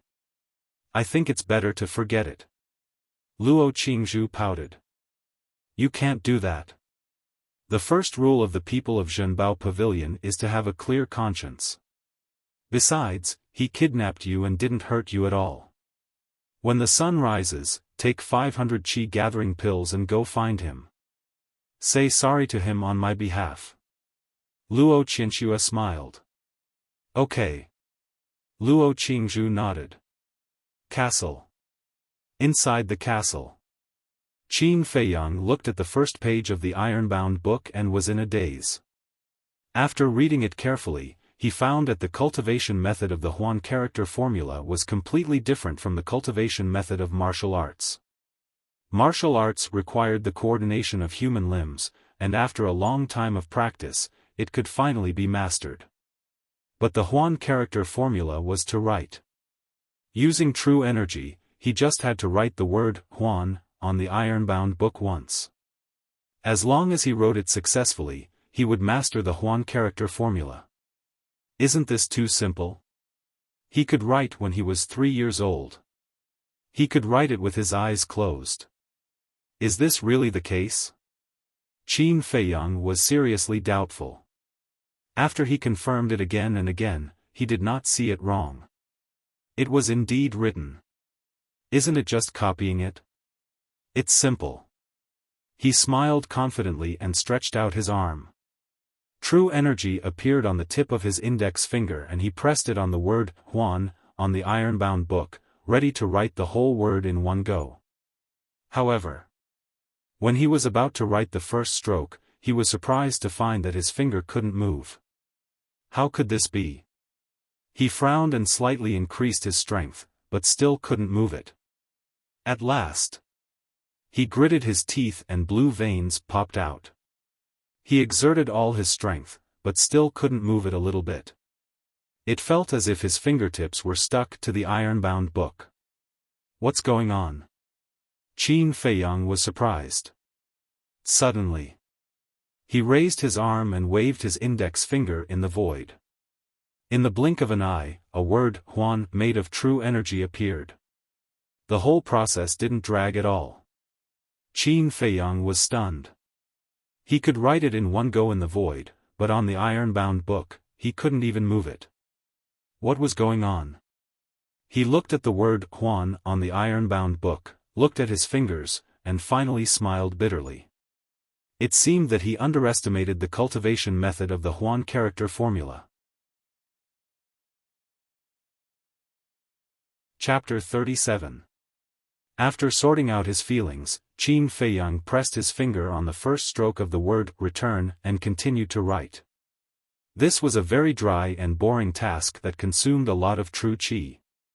In less than 100 breaths, the true qi in his body was almost exhausted.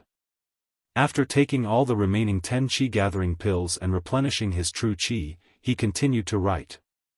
However, these qi-gathering pills were simply a drop in the bucket. When his true qi was exhausted again, he could only leave the castle and absorb the essence of heaven and earth to replenish his true qi.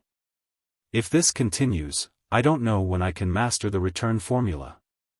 It seems that I have to find more qi-gathering pills. Qin Feiyang muttered. After writing for so long, he couldn't even write the first stroke. He was quite helpless. Time flew. The sky began to turn white. Luo Qingzhu was ordered by her mother to leave Iron Ox Town with 500 qi-gathering pills and go to find Qin Feiyang. But about an hour after she left, a voice suddenly rang out. A black shadow surged from the distant sky. It was as fast as lightning. In almost 10 breaths, it arrived above the Lin family. There were 15 black eagles. When they spread their wings, they were 5 or 6 meters long. Their ferocious aura spread in all directions. The leading eagle was even larger. It was more than 10 meters long. Its black eyes were like 2 sharp blades, emitting a shocking light. Just a glance was enough to make people panic. These eagles were called iron eagles. They were ferocious birds. Not only were they extremely fast, but their feathers were as hard as steel. They were also extremely ferocious. On the back of each iron eagle, there was a figure standing proudly. They were expressionless, like gods of death descending. Their bodies were murderous and the aura they exuded was unfathomable. The leader was the head of the Lin family in Yen City, Lin Han. He was like a king, looking down at Iron Ox Town below. His eyes were extremely sharp. The appearance of these people alarmed everyone in Iron Ox Town. Greetings to the head of the main family. The head of the Lin family ran out immediately and knelt on the ground with incomparable respect. Lin Han said, "Have you found Qin Feiyang?" The head of the Lin family trembled and hurriedly said, "I am incompetent. Please punish me." After saying this, a bone-piercing chill came from all directions. The head of the Lin family felt as if he had fallen into an ice cellar. His face instantly turned pale. He greets the head of the main family. "I beg the head of the family to spare my father." At this moment, Lin Yi came to her father, bowed, and said, "Are you Lin Yi?" Lin Han looked her up and down. "Patriarch, she is indeed my daughter." The head of the Lin family hurriedly said. Lin Han nodded. "You do have some beauty. Now, answer me honestly. Do you know where Qin Feiyang is?" "My lord, Yi doesn't know." Lin Yi said respectfully. "Do you really not know, or are you pretending not to know?" Lin Han's eyes flashed with a cold light. "Yi can swear that she really doesn't know." Lin Yi said. "I don't think you would dare to lie to me." Lin Han was incomparably cold and arrogant. His gaze turned and landed on the Lin family's patriarch. He asked, "Where could Qin Feiyang possibly be?" "He's definitely hiding in the nearby mountains." The head of the Lin family said. "What does he look like?" Lin Han asked again. The head of the Lin family stretched out his hand, and true energy gushed out of his index finger. With a wave, a figure of Qin Feiyang condensed from true energy quickly appeared in everyone's sight. Lin Han looked at the portrait of Qin Feiyang, and a terrifying cold light flashed in his eyes. He shouted to the 14 people behind him, "Go and find him immediately. Even if you have to dig 3 feet into the ground, you must find him for me." "Yes." The 14 people responded respectfully, then rode the iron eagles under their feet and spread out with Iron Ox Town as the center. Boom! Crack! They were tyrannical and overbearing. Wherever they passed, countless beasts and ferocious beasts were annihilated. Mountains and jungles were wantonly destroyed, leaving behind a mess. The air was filled with a strong smell of blood. "Little beast, you dare to kill my son. You must have eaten a leopard's guts. Today, I will let you have no way out." Lin Han smiled coldly. He jumped down from the back of the Black Eagle and landed steadily in front of the father and daughter of the Lin family. Lin Yi and her father were dumbfounded. One must know that it was a height of 100 meters. He jumped down from such a high place, but he was unscathed and calm. It was unbelievable. Lin Han looked up at the Iron Eagle and ordered, "Old Black, you go and help to find him." Chirp. The Iron Eagle made a sharp chirp, flapped its wings, and quickly disappeared into the mountains with a gust of wind. "Head of the main family, please rest in the hall." Lin Yi and her father looked at each other and carefully entertained Lin Han. "I didn't expect Lin Han to come so soon." Treasure Pavilion. Luo Qinxue stood in front of the window, looking in the direction of the Lin family. Her eyes were full of worry. "Qingzhu, you must be careful." Luo Qingzhu didn't tell her where Qin Feiyang was hiding, so she couldn't send someone to inform her now. At this moment, Luo Qingzhu had arrived in front of the cave. But when she walked in and saw that there was no one in the cave, she was stunned. Could it be that this guy has left? She frowned and muttered to herself. Then she turned and walked out of the cave, shouting, "Qin Feiyang, are you still there?" At the same time, in the inner space of the ancient castle. Why did I hear Luo Qingzhu's voice? Qin Feiyang was slightly taken aback. He turned to look at Wolf King and asked, "Did you hear Luo Qingzhu's voice?" Wolf King nodded. "Ah." Qin Feiyang was surprised. The sound outside can actually be transmitted in here? But what is this Luo Qingzhu doing here? He closed the iron book and closed the iron box. With a thought, he appeared in the cave with Wolf King, then strode out of the cave. Sure enough, it's Luo Qingzhu. She stood outside the cave and looked around. Her charming eyes were full of suspicion. "Are you looking for me?" Qin Feiyang stopped at the entrance of the cave and asked. At the same time, he looked around vigilantly. Luo Qingzhu was startled. She turned to look at Qin Feiyang and Wolf King and asked in surprise, "Why did you come out from inside? I didn't see you just now." Qin Feiyang didn't find any traces of other people in the surroundings. He secretly heaved a sigh of relief and said with a smile, "The white-eyed wolf and I have always been inside and have never left.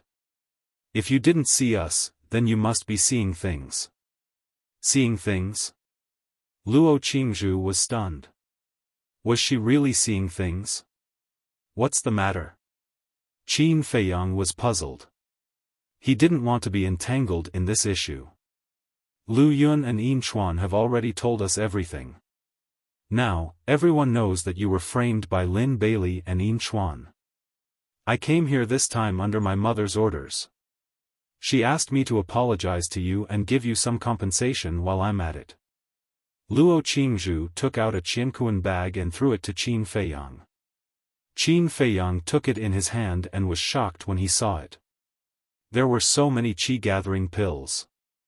Lu Yun, Yin Chuan, it seems that I have to thank these two fellows. Qin Feiyang smiled. He didn't have a good impression of Lu Yun and Yin Chuan. The two of them didn't like him either. However, he didn't expect that the two of them would help him clear his name. I'll accept these qi-gathering pills. However, I don't like to reap without sowing. I'll give you the gold coins according to the market price. Qin Feiyang counted carefully. Luo Qingzhu said, "There's no need to count. There are 500 of them." But my mother said, okay. Thank your mother for me. But I really don't like to owe others. Qin Feiyang quickly counted 1,000 gold coins and emptied a Qiankuan bag. After putting it in, he stuffed it into Luo Qingzhu's hands. You are not only arrogant, but also stubborn. Luo Qingzhu was a little helpless. It's good to be stubborn. Qin Feiyang laughed. What are your plans now? Luo Qingzhu rolled her eyes at him, put away the Qianquan bag and asked. Qin Feiyang thought for a while and said, since the misunderstanding has been resolved, there's no need to continue hiding. After a while, I'll go to the nearby cities for a stroll. That's right. With your talent, Iron Ox Town won't be able to trap you forever. You'll get out sooner or later. Luo Qingzhu nodded. I'm not from Iron Ox Town. I'm just a passerby here. Qin Feiyang smiled faintly. Then I wish you good luck. I'll go back first. Luo Qingzhu finished and was about to turn and leave. Boom! Crack! But at this moment, a series of earth-shaking noises came from afar and entered Qin Feiyang's ears. What's going on? 2 people and 1 wolf were shocked. They quickly ran to an open area and looked in the direction of the loud noises. An iron eagle galloped over like a bolt of lightning. A man in black clothes was standing on the back of the iron eagle. He looked down coldly and pointed his index finger. Beams of dazzling golden light that carried a terrifying destructive power blasted into the forest below, instantly destroying a large area. Battle Qi. Qin Feiyang's pupils contracted. Only battle monarchs could master Battle Qi. This meant that the man in black clothes was a battle monarch. Luo Qingzhu said, they're from Yen City's Lin family. In the entire Yen County, only they have iron eagles as their mounts. I didn't expect them to come so quickly. Qin Feiyang, you better hide immediately. But when she finished speaking and looked around, Qin Feiyang and Wolf King were nowhere to be seen. After knowing that they were from Yen City's Lin family, Qin Feiyang immediately brought Wolf King into the castle without anyone noticing. When did they leave? Luo Qingzhu was stunned. Wasn't that too fast? They didn't even greet me. How rude. She frowned and raised her head to look at the iron eagle. She said loudly, I'm Luo Qianshue's daughter. Senior, please be merciful. The man in black clothes heard the voice and was slightly surprised. He looked at Luo Qingzhu and asked, you're the girl called Luo Qingzhu from Xingyue City? That's me. Luo Qingzhu nodded. What are you doing here? The man in black clothes frowned. Luo Qingzhu smiled and said, I had nothing to do, so I walked around and breathed in the fresh air. The man in black clothes said, then have you seen Qin Feiyang? Qin Feiyang? Luo Qingzhu was stunned and shook her head, no. Chapter 38. Roar. Inside the ancient castle.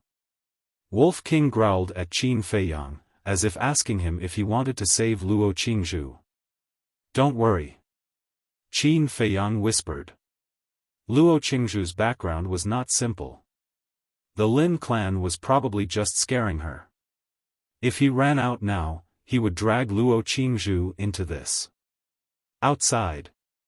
Hearing the black-clothed man's threatening words, Luo Qingzhu was not nervous in the slightest. She said with a graceful smile, Senior, I indeed don't know where Qin Feiyang is. At that time, Qin Feiyang knocked me unconscious. When I woke up, he was already gone. If you don't believe me, you can ask the Lin clan's clan head and the third hall master. Besides, I still want to settle the score with him. How can I cover for him? She added another sentence. The black-clothed man looked at her for a moment. Seeing that she was not lying, he did not make things difficult for her and said, if you find Qin Feiyang, you must inform us immediately. Okay. Luo Qingzhu nodded. The black-clothed man waved his hand. The iron eagle under his feet spread its wings and flew away. Phew. After watching the man leave, Luo Qingzhu let out a sigh of relief. How did this guy leave? She glanced around and walked towards Iron Ox Town with a stomach full of doubts. This Luo clan's mother and daughter are not bad. Qin Feiyang muttered. No matter what they did at the beginning, after knowing the truth, the first thing they thought of was to apologize. The third hall master and the martial arts hall master did not take any action. This was the difference between people. Similarly, after this incident, he had a whole new level of respect for Luo Qingzhu. Although he could not see the situation outside, she was able to send the black-clothed man away with a few words. It was enough to show that she was very intelligent. He took out his Qinkuan bag and smiled brightly. He was worried about not having enough qi amassing pills, and Luo Qingzhu delivered them to him. For his current situation, it was simply timely help. These elixirs should be enough for me to write the first stroke of the word return. The first stroke was a horizontal line. He moved as he said. He walked to the metal box and was about to bite his finger. But at this moment, Wolf King suddenly growled at him, his eyes filled with anxiety. What happened? Qin Feiyang lowered his head and looked at it in confusion. Wolf King roared a few times. Seeing that Qin Feiyang still didn't understand, he bit Qin Feiyang's pants and pulled hard. This time, Qin Feiyang understood. Wolf King wanted to go out. But what was he going to do? The people from the Lin clan were still searching the mountain range. What if they encountered them? Wolf King tore even harder. It even tore his pants. Qin Feiyang had no choice but to give up the idea of writing the word return.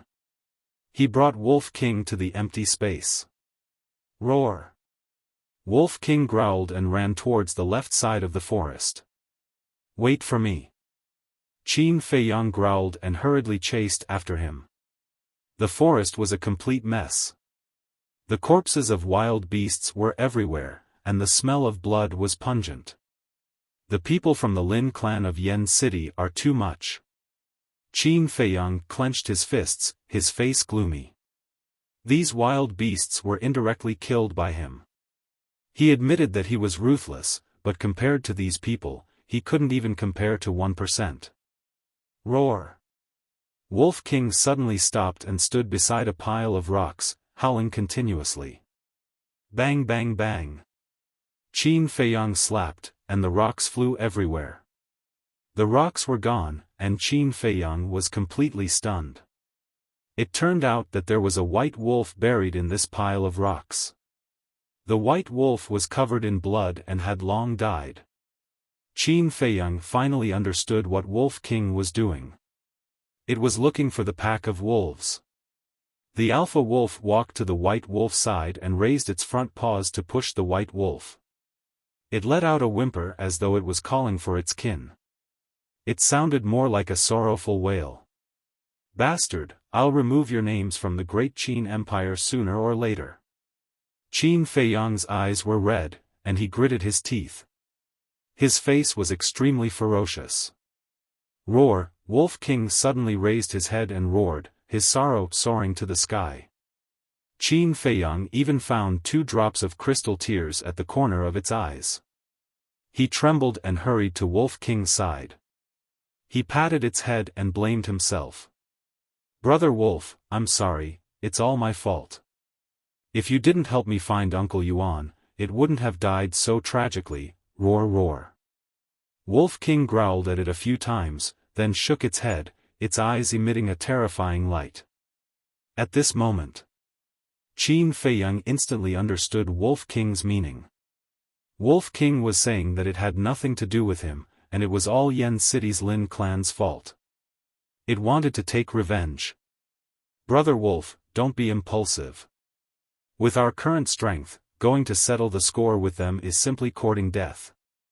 It's better to wait until we find Uncle Yuan first. Qin Feiyang hurriedly advised. Suddenly, he grabbed Wolf King and entered the castle with a thought. In less than 3 breaths, an iron eagle whistled and hovered in the sky. The black-clothed man standing on the back of the iron eagle glanced below, his brows tightly knitted. Strange, I clearly heard a wolf's howl just now, but why is there only a dead white wolf? He carefully searched the area, and after confirming that there was nothing strange, he rode the iron eagle and whistled away. A moment later, Qin Feiyang appeared again with Wolf King. After burying the white wolf, Wolf King continued to run wildly, looking for other white wolves.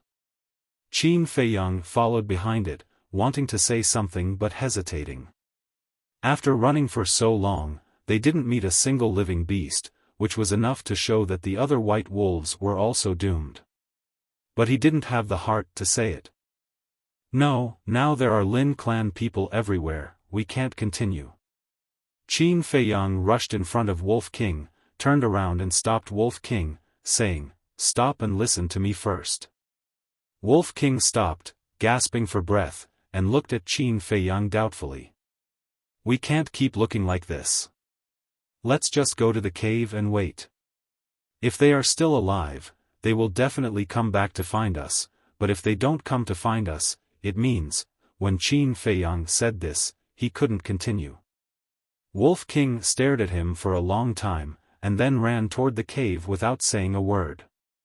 A man and a wolf returned to the cave, and waited until the sun set in the west, but not a single white wolf returned. Wolf King still didn't give up and continued to wait. Qin Feiyang couldn't persuade him and could only accompany him. The next morning, Qin Feiyang stood up and looked at the mountain range that stretched as far as the eye could see. He deeply sighed and said, "Brother Wolf, although this is very cruel to you, I must still say that they are all dead." Wolf King's huge body trembled violently. Whoa, all of a sudden. It got up, looked at the sky, and howled crazily. A monstrous evil aura rushed to the sky. "Brother Wolf, I promise you, in less than 2 years, we will directly kill our way into Yen City and flatten the Lin clan." Qin Feiyang also looked at the sun on the horizon, and said word by word. At this moment, he was like a sharp sword unsheathed, emitting a shocking sharpness. Wolf King looked at him with tears in his eyes. "Let's go to the castle. Last time I killed Chao Lang and got 300 body tempering pills, I will give them all to you to refine." After bringing Wolf King into the castle, Qin Feiyang directly took out all the body tempering pills. Wolf King's eyes lit up. "Brother Wolf, we are now friends in adversity, life and death brothers. You must not be polite with me, otherwise I will become hostile," Qin Feiyang said. Wolf King grinned and began to refine the body tempering pills.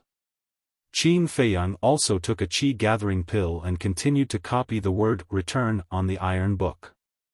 Perhaps it was because the death of the wolf pack stimulated them, but now the man and the wolf were especially motivated. The people of the Lin clan searched the mountain range for 3 days and 3 nights before leaving. The land within a radius of hundreds of miles was completely razed to the ground. Not a single living thing could be found. It was a land of death, filled with a tragic aura. Iron Ox Town. Lin clan. You are all battle kings, but you can't even find a small martial master. What are you all doing? Why did I raise trash like you? Lin Han pointed at the noses of the 14 people and scolded without caring about his image. The 14 people lowered their heads, not daring to breathe loudly. The head of the Lin clan and a group of servants were scared out of their wits. One of them mustered up the courage and said respectfully, "Head, I think that Qin Feiyang might have absconded." Absconded? Lin Han frowned and took a deep breath. He returned to his seat and pondered for a moment before looking up at the head of the Lin clan. "I will return to the imperial city immediately. Get someone to call Yi here." The head of the Lin clan looked at a servant and shouted, "What are you waiting for? Go." The servant trembled and ran out of the hall as if he was running for his life. Lin Han said, "Lin Wei, Linda, you two stay in Iron Ox Town. If Qin Feiyang comes back, kill him without mercy." "Yes."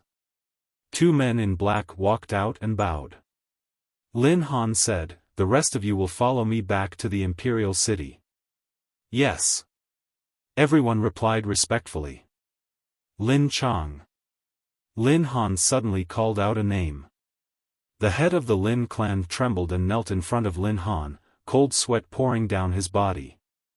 His name was Lin Chang. Lin Chang, this time, you can only atone for your sins by dying. But for Yi's sake, I can spare your life. But from now on, Lin Yi will be my adopted daughter. She will have nothing to do with you anymore. Lin Han said. What? Lin Chang looked at Lin Han in disbelief. Why? Do you have a problem with that? Lin Han looked down at him with disdain, as if he was looking at an ant. Lin Chang hurriedly said, Head of the family, I have worked hard to raise Yi. You can't deprive me of my right to be a father. Humph.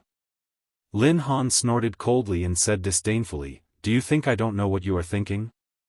You just want to use Yi to climb up the royal family's relationship and have a meteoric rise from then on. But there are some things that you are not qualified to enjoy. Lin Chang's face suddenly became extremely ugly. That's right. He did think so. But now, Lin Han's condition was tantamount to severing his father-daughter relationship with Lin Yi. In the future, whether Lin Yi could marry into the royal family or not, it had nothing to do with him, let alone getting a share of the pie. How could he agree to this kind of thing? Head of the family, he still wanted to say something. Shut up. Now, you only have two choices. First, write a contract immediately to sever your father-daughter relationship. Second, I will kill you now. Give me an answer within 3 breaths. After Lin Han finished speaking, he looked at a man in black next to him. The man understood, pulled out a dagger from his waist, and placed it directly on Lin Chang's neck. Lin Chang trembled physically and mentally. He lowered his head, and his eyes were full of unwillingness. All of a sudden, he remembered what Qin Feiyang said to him by the lake that day. Head of the Lin family, don't think that you have a chance to have a meteoric rise by climbing up to Yan City's main family. I advise you to keep a low profile, lest you end up with nothing in the end. Sure enough, this sentence came true. At this time, Lin Chang's heart was full of regret. If I knew this would happen, I wouldn't have done it in the first place.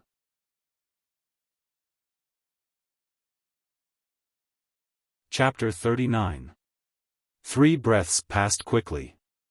Lin Chang asked someone to bring a pen and ink and wrote the contract to sever the father-daughter relationship.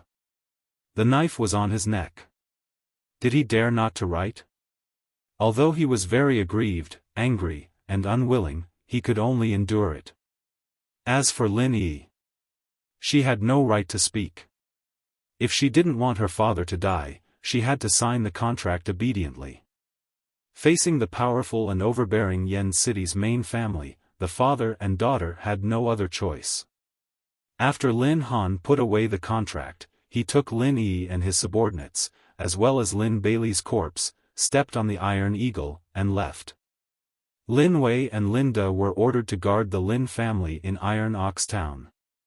After this incident, Lin Chang no longer respected Yan City's Lin family in his heart, only resentment. He wanted revenge. However, his heart was full of powerlessness. This incident also quickly spread in Iron Ox Town. But no one sympathized with him. They all had a gloating attitude. This was the consequence of his own sins. In the castle.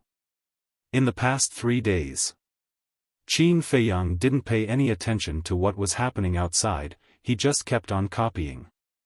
After breaking through to Martial Master, he used true energy to maintain his vitality. He didn't need to eat every day. 500 Qi gathering pills had been consumed. There was not much true energy left in his body. His efforts were not in vain. The first stroke was about to be copied successfully. There is still one last point.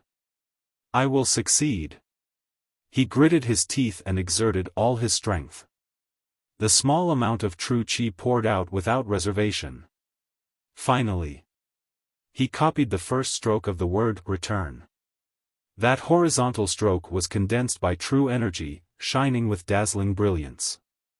Qin Feiyang was overjoyed. Hard work pays off for those who wait. However, before he could breathe a sigh of relief, all of a sudden, a powerful aura roared out of his body. His strength was also soaring wildly. What's going on? He was shocked and bewildered. 15,000 genes of strength. 18,000 genes of strength. 20,000 genes of strength. This is the strength of 2 brute elephants. Qin Feiyang was stunned. It was unbelievable to the extreme.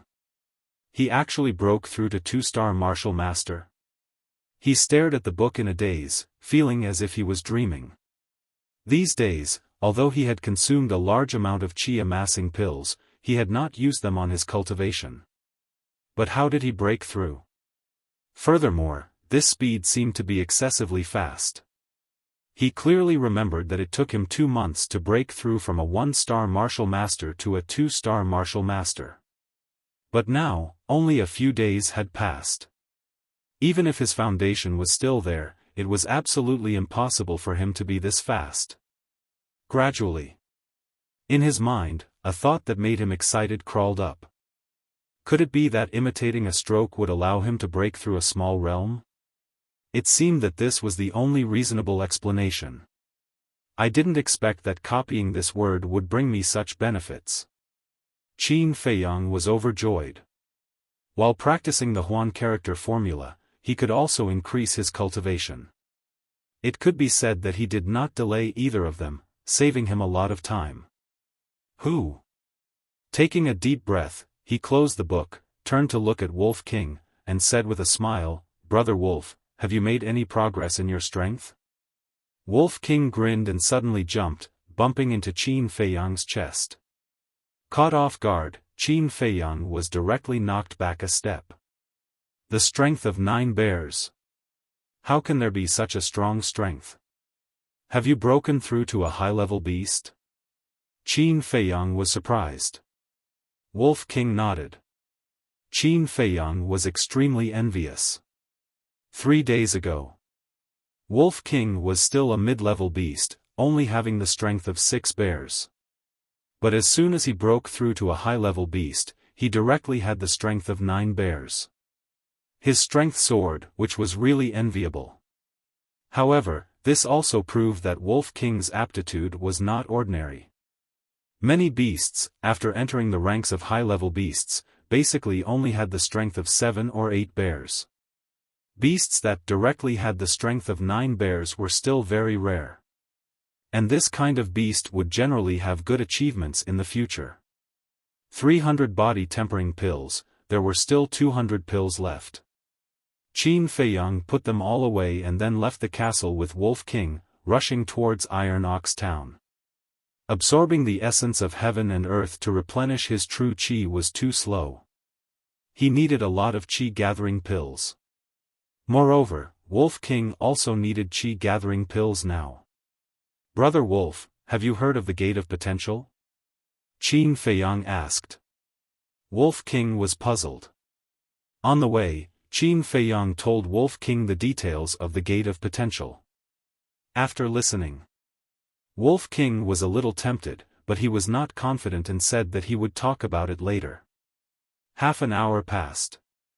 A man and a wolf walked out of the jungle and stood behind a bush, looking at Iron Ox Town in the distance. "I don't know if the Lin family has left," Qin Feiyang murmured.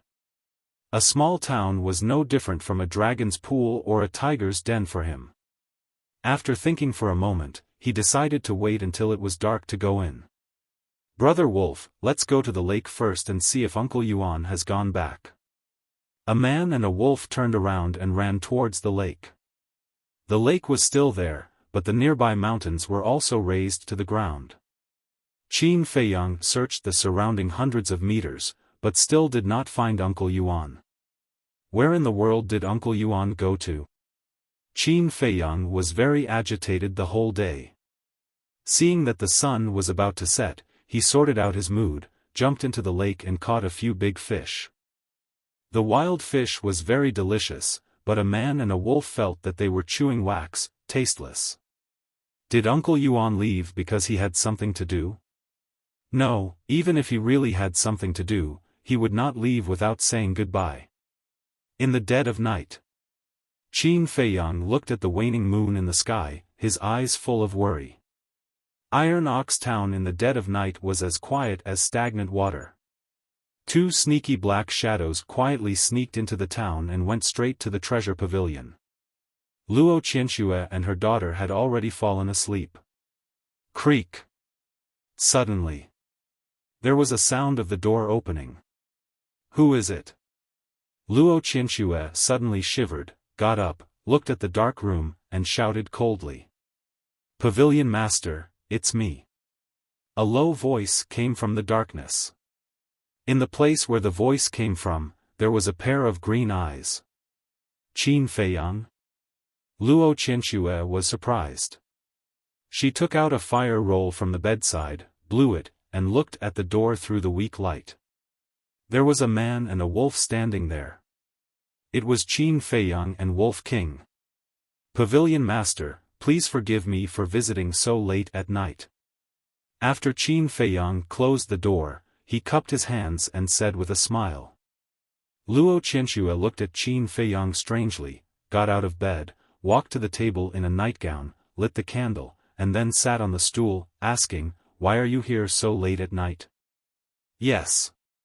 Qin Feiyang nodded, walked to the opposite side of Luo Qianxue, and was about to speak. Bang! At this moment, the door was shaken open by a huge force. Luo Qingzhu ran in with a worried face. She was sleeping next door, and Luo Qianxue's shout woke her up. She thought that someone was going to plot against her mother, so she ran over in a hurry. But as soon as she entered the room, she was stunned. How could it be Qin Feiyang and Wolf King? Qin Feiyang also turned to look at her, and he almost had a nosebleed. He hurriedly looked away. Because the nightgown on Luo Qingzhu was translucent. Although her undergarments could not be clearly seen, it was precisely because they were somewhat hazy and indistinct that it was even more alluring. Uncle Yuan often taught him not to listen to indecent things and not to look at indecent things. So, he definitely couldn't look. The atmosphere now was a bit awkward. Luo Qianxue also didn't expect that her daughter would break in at this time.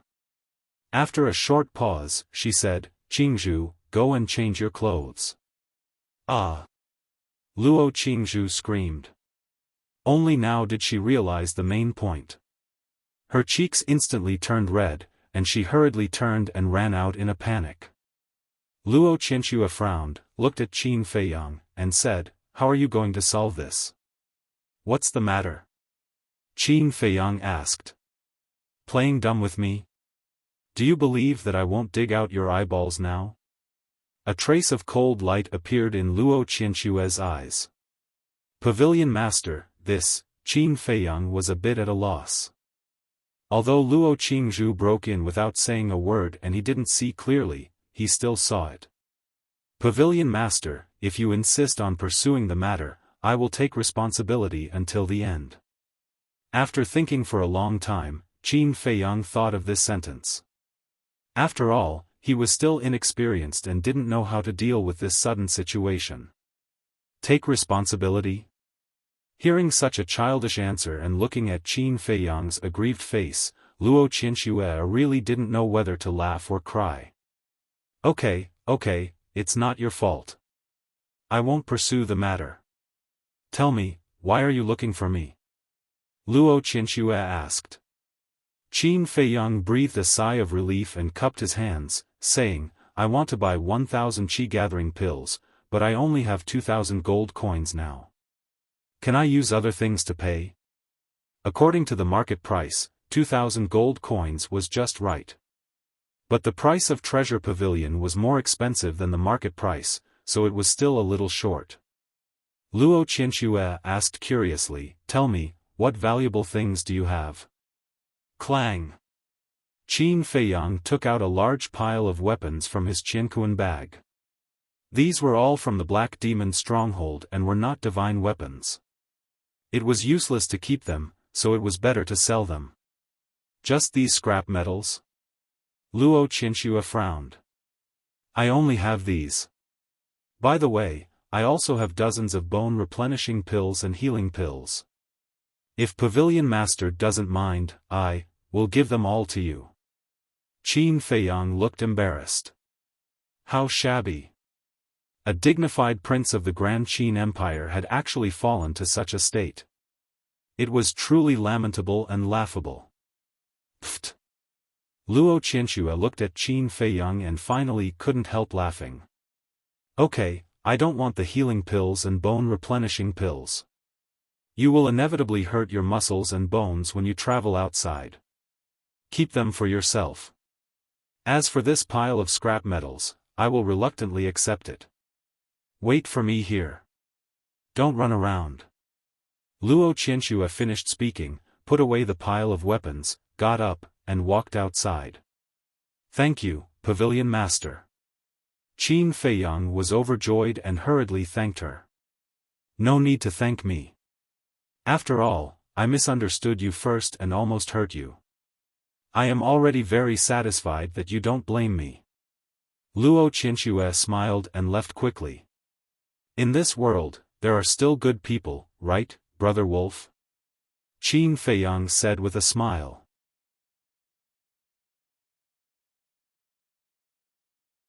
Chapter 40. Not long after. Luo Qinxue took out a Qianquan bag and handed it to Qin Feiyang. Then, she briefly told Qin Feiyang about the current situation of the Lin family. Qin Feiyang thanked her and left the treasure pavilion with Wolf King.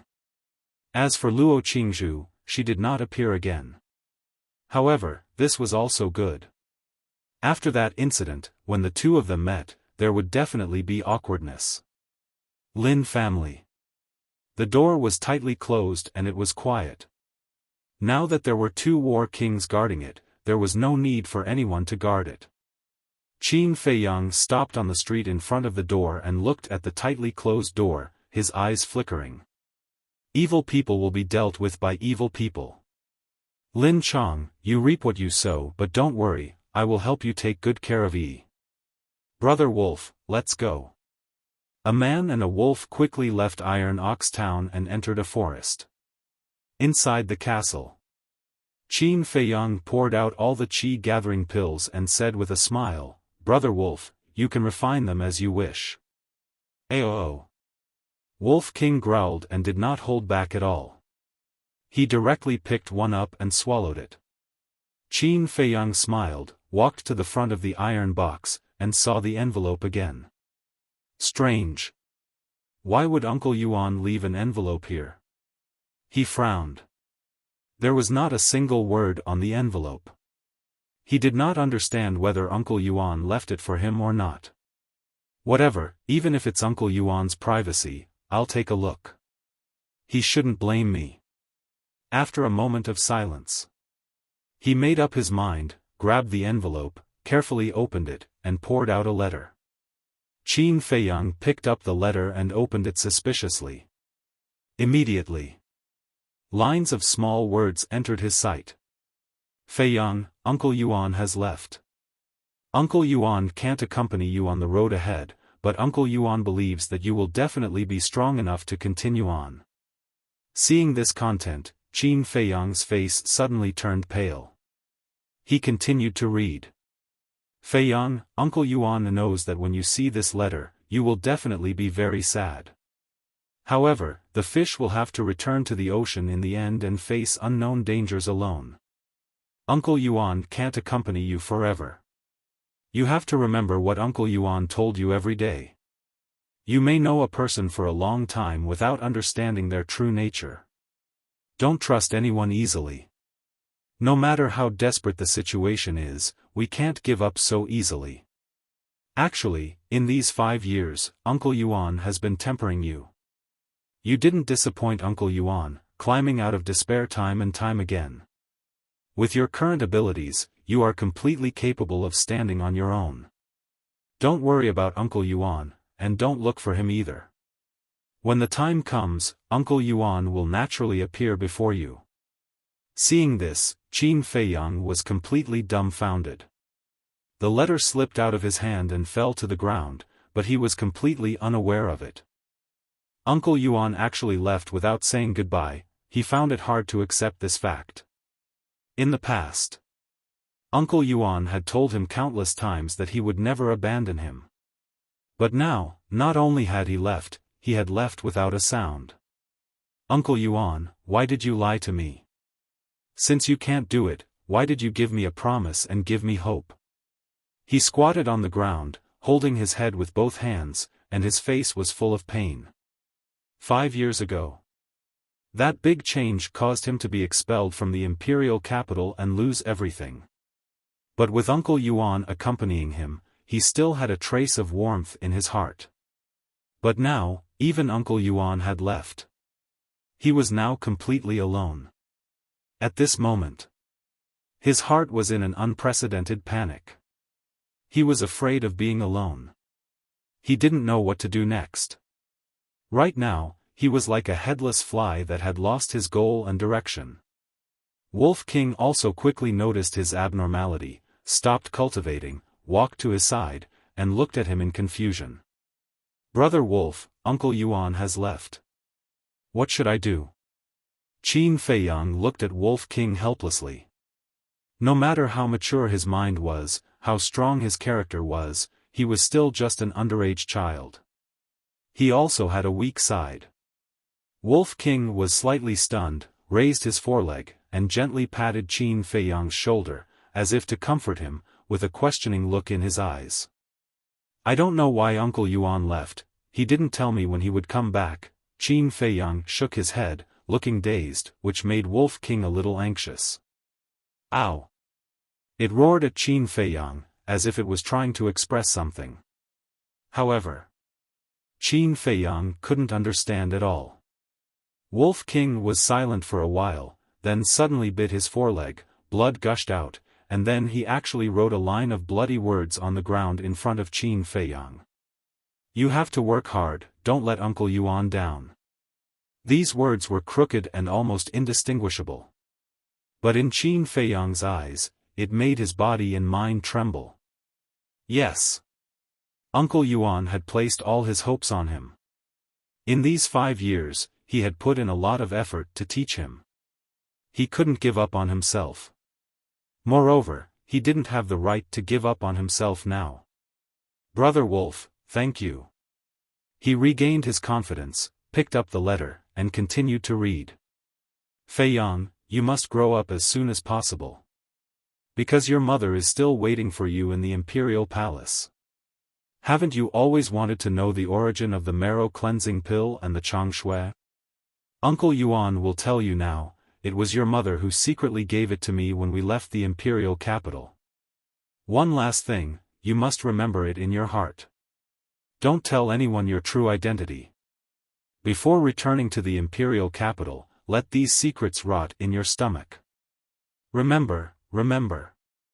That was all the content of the letter. "Mother." Qin Feiyang hurriedly took out the changshui. He didn't expect that this dagger was left to him by his mother.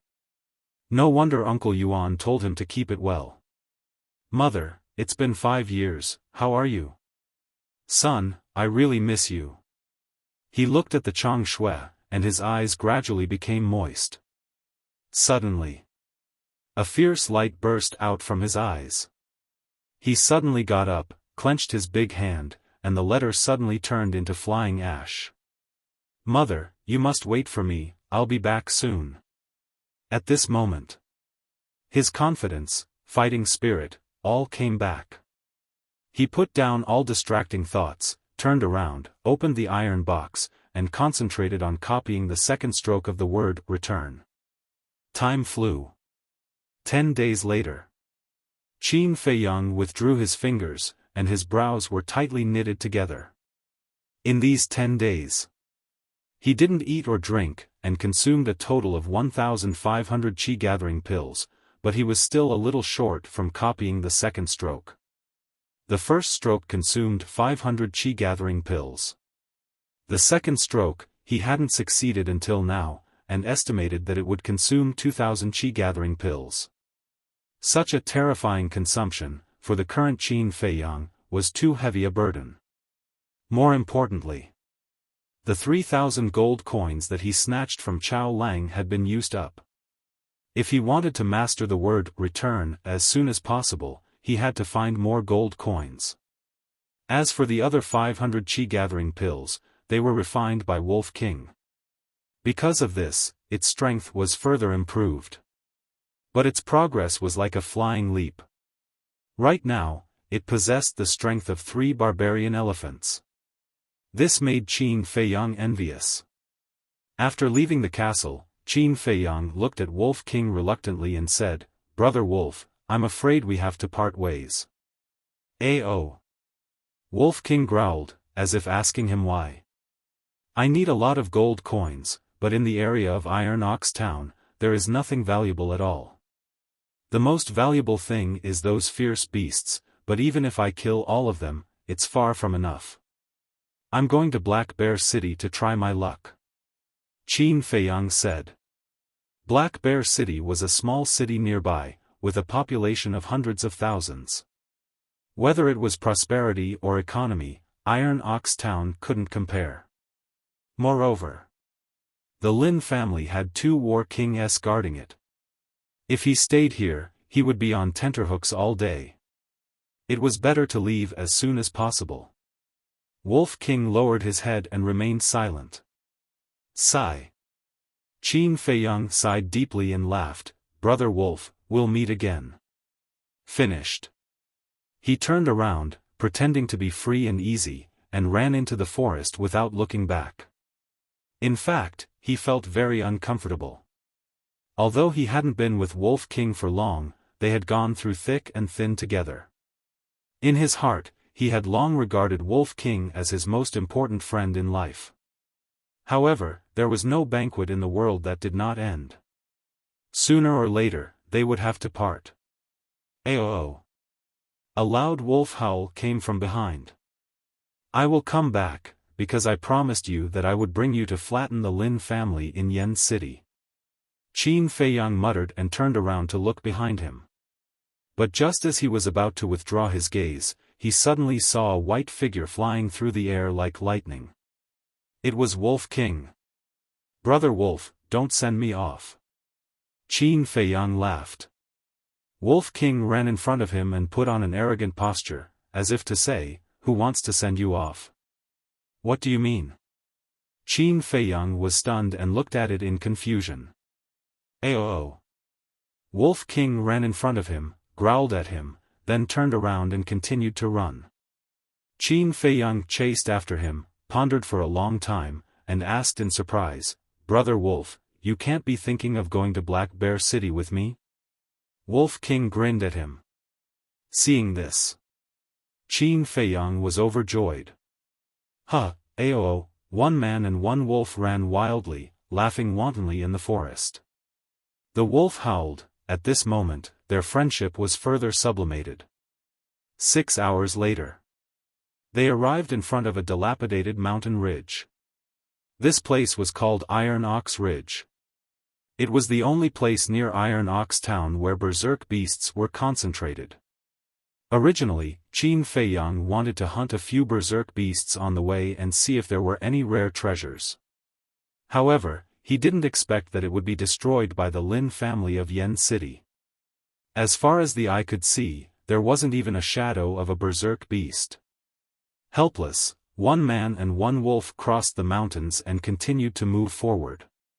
2 days later, they finally walked out of the mountain and entered a desolate forest. In the desolate forest, there were many berserk beasts, but their strength was not very good. Either they were scared away by them, or they died under the fangs of Wolf King. And at the end of the desolate forest, there was a huge city, covering an area of hundreds of miles, majestic and spectacular. That was Black Bear City. Bang bang bang. Clang clang clang. A man and a wolf galloped towards the city, but the sound of fighting suddenly entered their ears. Qin Feiyang stopped and carefully distinguished. The sound came from the left. "Let's go and take a look." A man and a wolf galloped away. 10 breaths later, they stopped on a hillside and looked ahead. There was a valley in front of them, surrounded by cliffs on all sides, and only a narrow entrance and exit. The sound of fighting came from the valley.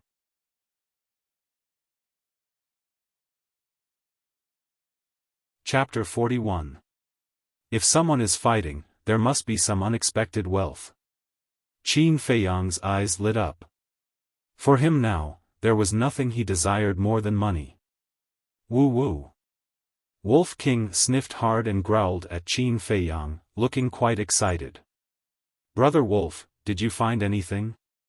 Qin Feiyang was surprised. Wolf King nodded and ran quietly toward the entrance. Qin Feiyang was very confident in Wolf King's sense of smell. He hurried to catch up. In the valley, 2 young men about 18 or 19 years old were fighting fiercely. Saber light and sword shadows were extremely fierce. Gusts of wind swept in all directions. Both of them only had eyes for each other. They didn't notice that one man and one wolf had sneaked into the valley and were hiding behind a rock, looking at them. Their strength is not very good. Qin Feiyang observed for a moment and came to this conclusion. Both of them were 9-star martial artists. The weapons in their hands were not much different. They were neck and neck. If they continued fighting like this, both of them would suffer. But why were the 2 of them fighting each other here? And it seemed that both of them wanted to kill each other. He looked around suspiciously. His eyes suddenly locked on a small mound on the left. There was a gorgeous flower on the mound. That flower was completely pink, and it was as big as a baby's fist. It was emitting a pink mist, and it was suffused with a fragrance that could make one's heart go crazy. "Why does it look familiar?" Qin Feiyang muttered. Suddenly, he thought of something. That was the blissful flower. It was the most important material to refine the blissful pill. The blissful pill had the miraculous effect of nourishing yang and nourishing the kidney. Therefore, it was highly recommended by men. Especially those rich and powerful men who had many wives and concubines, they would have several at home at any time. It was also because of this that the blissful pill was very expensive. The market price was basically more than 200 gold coins, which was 100 times more than the qi-gathering pill. And as the main material, the blissful flower was naturally expensive. At the very least, he could buy it for 100 gold coins. I met a blissful flower as soon as I arrived. Looks like I made the right choice in coming to Black Bear City. Qin Feiyang was secretly delighted. As long as he could obtain this blissful flower, it would be equivalent to obtaining 50 energy-gathering pills. This was truly an unexpected gain. "Brother Wolf, let's go." Qin Feiyang chuckled and rushed to the small mound in a few strides. "There's someone else?" Seeing Qin Feiyang suddenly jump out, the 2 young men couldn't help but be stunned. "How dare you? Stop!" Following closely, the 2 of them let out a fierce shout. Facing a common enemy, they raised their weapons and slashed towards Qin Feiyang. But at this moment, Wolf King appeared in front of the 2 like a bolt of lightning, baring his fangs and revealing an ominous glint in his eyes. "Bastard, you're courting death." However, the 2 of them did not stop. Their target was Wolf King. The sharp sword and broadsword in their hands emitted a terrifying sharpness. Wolf King's eyes were filled with disdain. When the sharp sword and broadsword were close to each other, it opened its bloody mouth and revealed its dense fangs. Then, with a fierce bite, the 2 incomparably hard weapons were directly bitten off by it. The 2 of them were dumbfounded on the spot. Even swords made of black iron could be bitten off. Weren't its fangs too terrifying? It was definitely not a simple wolf. Run! The two of them had this thought in their minds at the same time and turned to escape. Qin Feiyang said, "Brother Wolf, stop them." "Whoa!" Wolf King roared and quickly caught up with the two of them, blocking the entrance. The two of them immediately fell into despair. They didn't dare to move at all. Wolves were not only ferocious creatures, but also very cold-blooded. A person who could be brothers with a wolf was definitely not a good person. This time, they were really unlucky. They didn't get the blissful flower and instead encountered such a strange combination. They were afraid that they would lose their lives here. Qin Feiyang uprooted the blissful flower and put it into his qiankuan bag. Then, he turned to look at the two of them and grinned. "Originally, I didn't intend to make things difficult for you, but who told you to attack me first? How about this, leave all the gold coins and I'll let you go." "What? All the gold coins?" The two of them suddenly had bitter faces. Qin Feiyang smiled and said, "Do you think it's too little? Then just leave your qiankuan bag." "No, no, no. We'll give it to you." The two of them hurriedly shook their heads, took out their qiankuan bags, and poured out a large pile of gold coins. There were more than 100 gold coins, and they were extremely tempting. The smile on Qin Feiyang's face became brighter and brighter. This Black Bear Town was not only a place with outstanding people, but even a mere 9-star martial artist had so many gold coins. It seemed that it wouldn't be long before they could gather 1,000 gold coins. "Brother Wolf, let them go. After all, we are all good people. We have to keep our word." Qin Feiyang smiled and said. "Good people?" When the two young men heard this, they almost spat out a mouthful of old blood. Not only did they snatch their blissful flower, but they also looted all their property. Could they still be considered good people? It seemed that bandits were nothing more than this. They had seen shameless people, but they had never seen such shameless people. However, the two of them dared not speak out. They lowered their heads and ran outside as if they were running for their lives. Qin Feiyang walked to the pile of gold coins. Suddenly, he thought of something and shouted, "Wait! Brother, what else do you want to do? We've given you all the gold coins. If you don't believe me, you can check our qiankuan bags." The two of them had a long face and almost knelt down. Qin Feiyang smiled and said, "Don't be so nervous. I just want to ask, is there anything valuable around here?" "Valuable things?" The two of them were taken aback and thought carefully. One of them said, "There are a lot of valuable things, but it depends on the opportunity." Opportunity was equivalent to luck. Luck was a bit unreliable. Qin Feiyang asked, "Do you have any ready-made ones?" "Brother, how can there be a free lunch in this world?" The two of them smiled bitterly. One of them suddenly said, "I thought of a place, but I don't know if you dare to go." "Where?" Qin Feiyang's eyes lit up. That person said, 2 miles to the south, there's a medicinal field. There are all kinds of strange flowers and herbs. If you have the ability, I guarantee that you'll become rich overnight." Medicinal field. Qin Feiyang's spirit was lifted. He asked, "How many strange flowers and herbs are there?" That person thought for a while and said, "About a few thousand. However, it's very dangerous there. I advise you not to go." "Thank you. We'll meet again." Qin Feiyang smiled and kept the gold coins. Then, he brought Wolf King and ran towards the south. They really went there? That's the Pill Hall's medicinal field. Did they eat a leopard's guts? Isn't it better this way? If they anger the Pill Hall, they'll definitely die. So you purposely told them to send them to their deaths. Of course. The flower of bliss and our gold coins are not that easy to take away. However, why do I feel that the man looks a little familiar? Familiar? He does look a little familiar. I remember now. Isn't he Qin Feiyang on the wanted list? Damn it. He's worth 10,000 gold coins. Quickly chase after him. We can't let him go to the medicinal field. Otherwise, those stingy bastards from the pill hall will benefit. The two young men hurriedly ran out of the valley.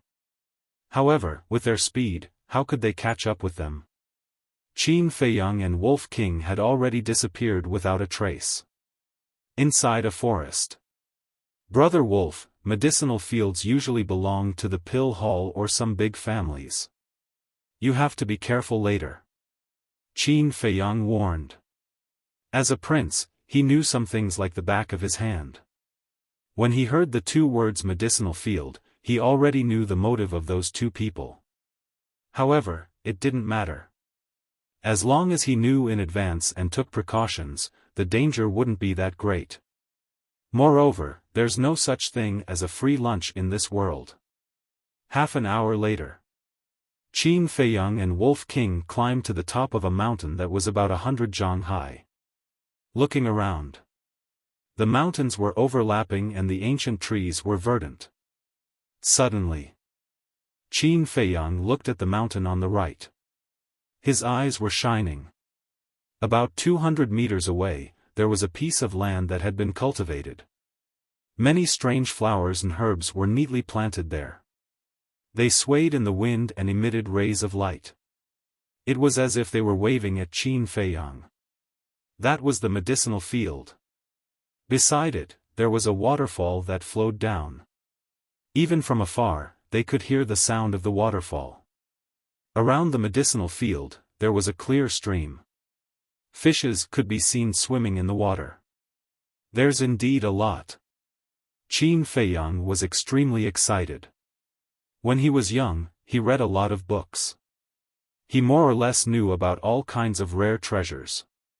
And that medicinal field, in addition to the medicinal herbs used to refine the body-tempering pill and the qi-gathering pill, there were also a few more precious medicinal herbs. Preliminarily, if he could loot this medicinal field, he would be able to get at least 5,000 gold coins. However, he didn't dare to act rashly. Because in the left corner of the medicinal field, there was a small wooden building. On the balcony, an old man in black was half lying on a chair. He was drinking wine and humming a tune while monitoring the situation of the medicinal field. This person's aura was unfathomable. He was definitely not an ordinary person. Qin Feiyang pondered for a moment. Thinking of luring the tiger away from the mountain, he said in a low voice, "Brother Wolf, howl with all your strength and see if you can lure him over." After saying that, he lay down in the grass. Whoa! Wolf King gathered his chi for a moment and let out a loud howl towards the medicinal field. It shocked everyone. Then, Wolf King was also lying in the forest. The old man in black frowned and looked at the top of the mountain where the man and the wolf were. A wolf cub dares to yell at this old man, "You're courting death." Although he didn't see Wolf King, he was full of killing intent. In the blink of an eye, a bright beam of light cut through the sky, carrying a terrifying destructive power, and shot towards the top of the mountain. It's battle chi. Brother Wolf, retreat. Qin Feiyang's expression changed greatly. He hurriedly turned around and rushed down the mountain without looking back. Wolf King also didn't dare to be negligent. But before they could run down, the battle chi suddenly blasted towards the top of the mountain. Accompanied by a loud bang, the top of the mountain instantly split into pieces. Pieces of rocks of different sizes rolled towards the man and the wolf, crushing everything in their path. Bang bang bang. Qin Feiyang and Wolf King immediately used their true qi to continuously crush the rocks. They spent a lot of effort to escape from this place. But in the meantime,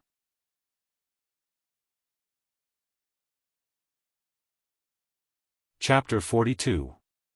A man and a wolf hid in a dense forest, gasping for breath. So close.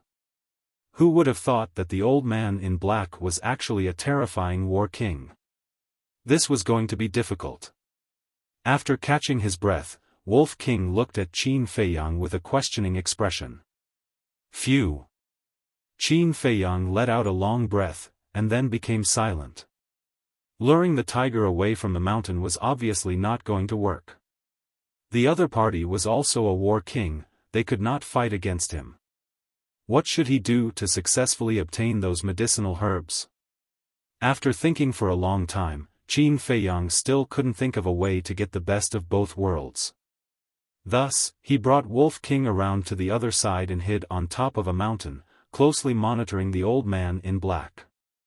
A few hundred breaths passed. Wolf King turned to look at him with a trace of confusion in his eyes. There's no other way, we can only wait now. I don't believe that old man will stay in the medicine field forever. Qin Feiyang whispered. Wolf King nodded. Anyway, there was plenty of time. At worst, they could just keep waiting and find an opportunity to make a move. Another hour passed. A weak gurgling sound suddenly rang out. Qin Feiyang looked at Wolf King with a puzzled expression. Wolf King opened his mouth awkwardly. Qin Feiyang suddenly understood. He smiled and said, "Go, but don't make too much noise." He had been in seclusion in the castle for 10 days without a single drop of water. After leaving the castle, he had rushed to Black Bear City without stopping. Not to mention the Wolf King, even he felt a little hungry. Woo-woo, Wolf King growled a few times, as if warning Qin Feiyang to be careful, and then quietly retreated. Not only 50 breaths. Wolf King returned to Qin Feiyang's side. So fast? Qin Feiyang was surprised. Wolf King shook his head, stretched out his front foot, pointed at the foot of the mountain behind him, and growled. Seeing this, Qin Feiyang was at a loss. He said, "You might as well take me there." However, Wolf King did not descend the mountain. He turned around and stared at the dense forest below. Qin Feiyang also looked over, but he didn't find anything unusual. Just as he was about to ask, 2 figures suddenly walked out of the forest and entered his line of sight. Why are they here too? Qin Feiyang was surprised. The 2 of them were the 2 young men he had met in the valley. Could it be that they also want a share of the loot? A cold light flashed in Qin Feiyang's eyes. He actually wanted to play the mantis stalking the cicada, unaware of the oriole behind. He was really courting death. Be gentle. Don't alarm that old thing. I know. I don't need you to remind me. But where is this Qin Feiyang hiding? There are so many places to hide here. God knows where he is. Let's go up and have a look. The 2 of them discussed in a low voice while climbing towards the top of the mountain where Qin Feiyang and Wolf King were. How do they know my name? Qin Feiyang frowned. Wolf King turned his head to look at him, as if asking him, "What should I do?" After pondering for a while, a cold smile crept onto Qin Feiyang's face. He took out the flower of bliss and planted it in the soil. Then, he covered up his tracks a little and slid down the other side of the mountain with the Wolf King. Come with me. After entering the dense forest below, Qin Feiyang took Wolf King and rushed towards the waterfall. After a dozen breaths, Qin Feiyang hid behind the bushes beside the waterfall and looked at the top of the mountain. Wolf King looked at him in confusion. I want to use the blissful flower as bait to make the 2 young men fight and lure the old man in black away. Qin Feiyang explained in a low voice. The only thing he was worried about was that the 2 of them would hold back because they were afraid of the old man in black and wait until they left this area to fight. This meant that his plan had failed.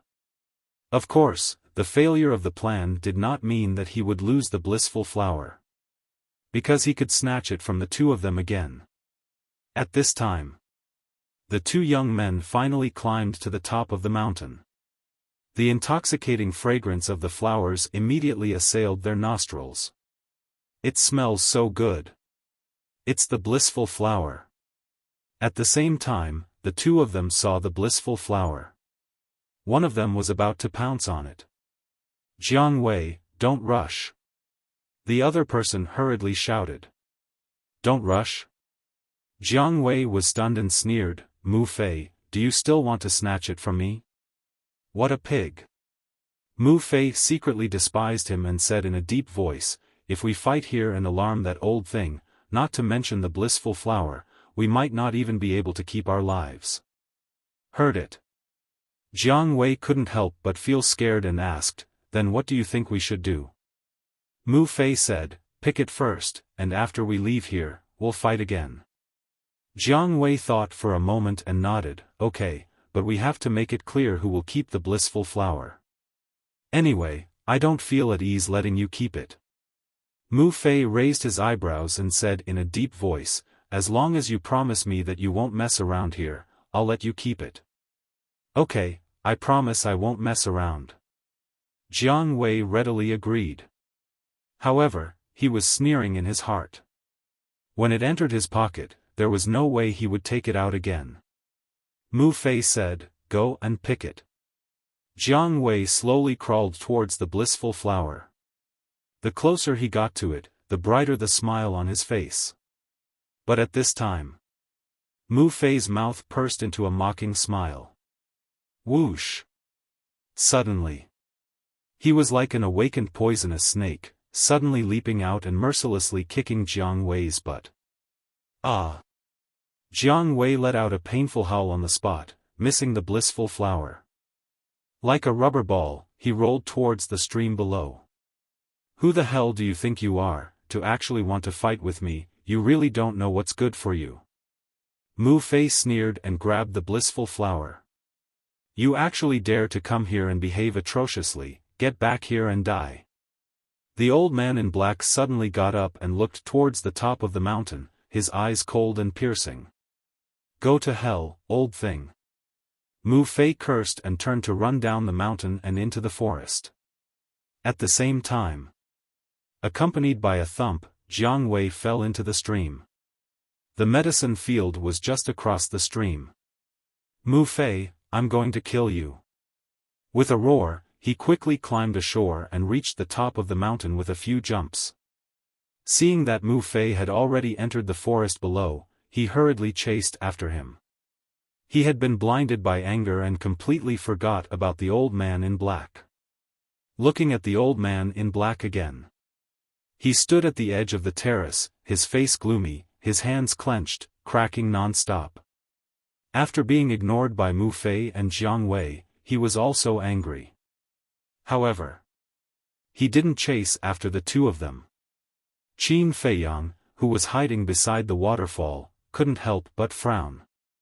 It seemed that it was more difficult than he thought to lure this old man away. Mu Fei, if you don't leave the blissful flower behind today, I swear I won't give up. Jiang Wei's angry roar came from afar. Blissful flower. The old man in black's body shook and he jumped up with all his strength, as if he had transformed into an eagle. His feet didn't touch the ground as he crossed the medicine field and the stream, quickly reaching the top of the mountain and glancing at the forest below. If you want to leave, you'll have to leave the blissful flower behind. He smiled coldly, his battle aura gushing out, turning into a stream of light, directly rushing into the forest and disappearing. Brother Wolf, the chance is here, quick. Qin Feiyang laughed. A man and a wolf, like hungry tigers coming down the mountain, quickly ran into the medicine field. Without a second word, they crazily looted the herbs. Although there were many twists and turns, they finally tricked the old man away. You still want the blissful flower, dream on. In the forest. Mu Fei sneered. That old man is here too. His expression changed, and he glanced ahead. 100 meters away, there was a group of rocks, wild grass, and shrubs. 50 meters away, there was a rapid river. He used all his strength, quickly ran into the group of rocks, carefully hiding. Not long after, Jiang Wei also ran over in a panic. Behind him, the old man in black closed in quickly, full of murderous intent. Damn it, I actually forgot about him. Mu Fei, just you wait, I'll settle this score with you sooner or later. Jiang Wei cursed and ran to the riverside. Without hesitation, he jumped down and disappeared in an instant. The old man in black chased to the river, looking at the rushing river, his gloomy face was almost dripping water. Consider yourself lucky. After a long time, he said coldly, turned around, and rushed towards the medicine field. Compared to the blissful flower, the medicine field was more important. There couldn't be any mistakes. However, when he returned to the medicine field, he was dumbfounded. Where were the herbs? Why did they all disappear? Not good. It must have been a diversion just now. Two little bastards, I'm going to kill you. He roared, carrying monstrous anger, and chased after Mu Fei and Jiang Wei again. But he didn't notice that as soon as he left, a man and a wolf appeared out of thin air. It was Wolf King and Qin Feiyang. Wolf King looked at the top of the mountain, his eyes full of sarcasm. Brother Wolf, let's go. Although Mu Fei and Jiang Wei are now scapegoats, if we are caught, they will definitely sell us out. While we haven't attracted attention, let's hurry to Black Bear City and sell these herbs. Qin Feiyang said. Wolf King grinned, his eyes full of sinister laughter. Whoosh!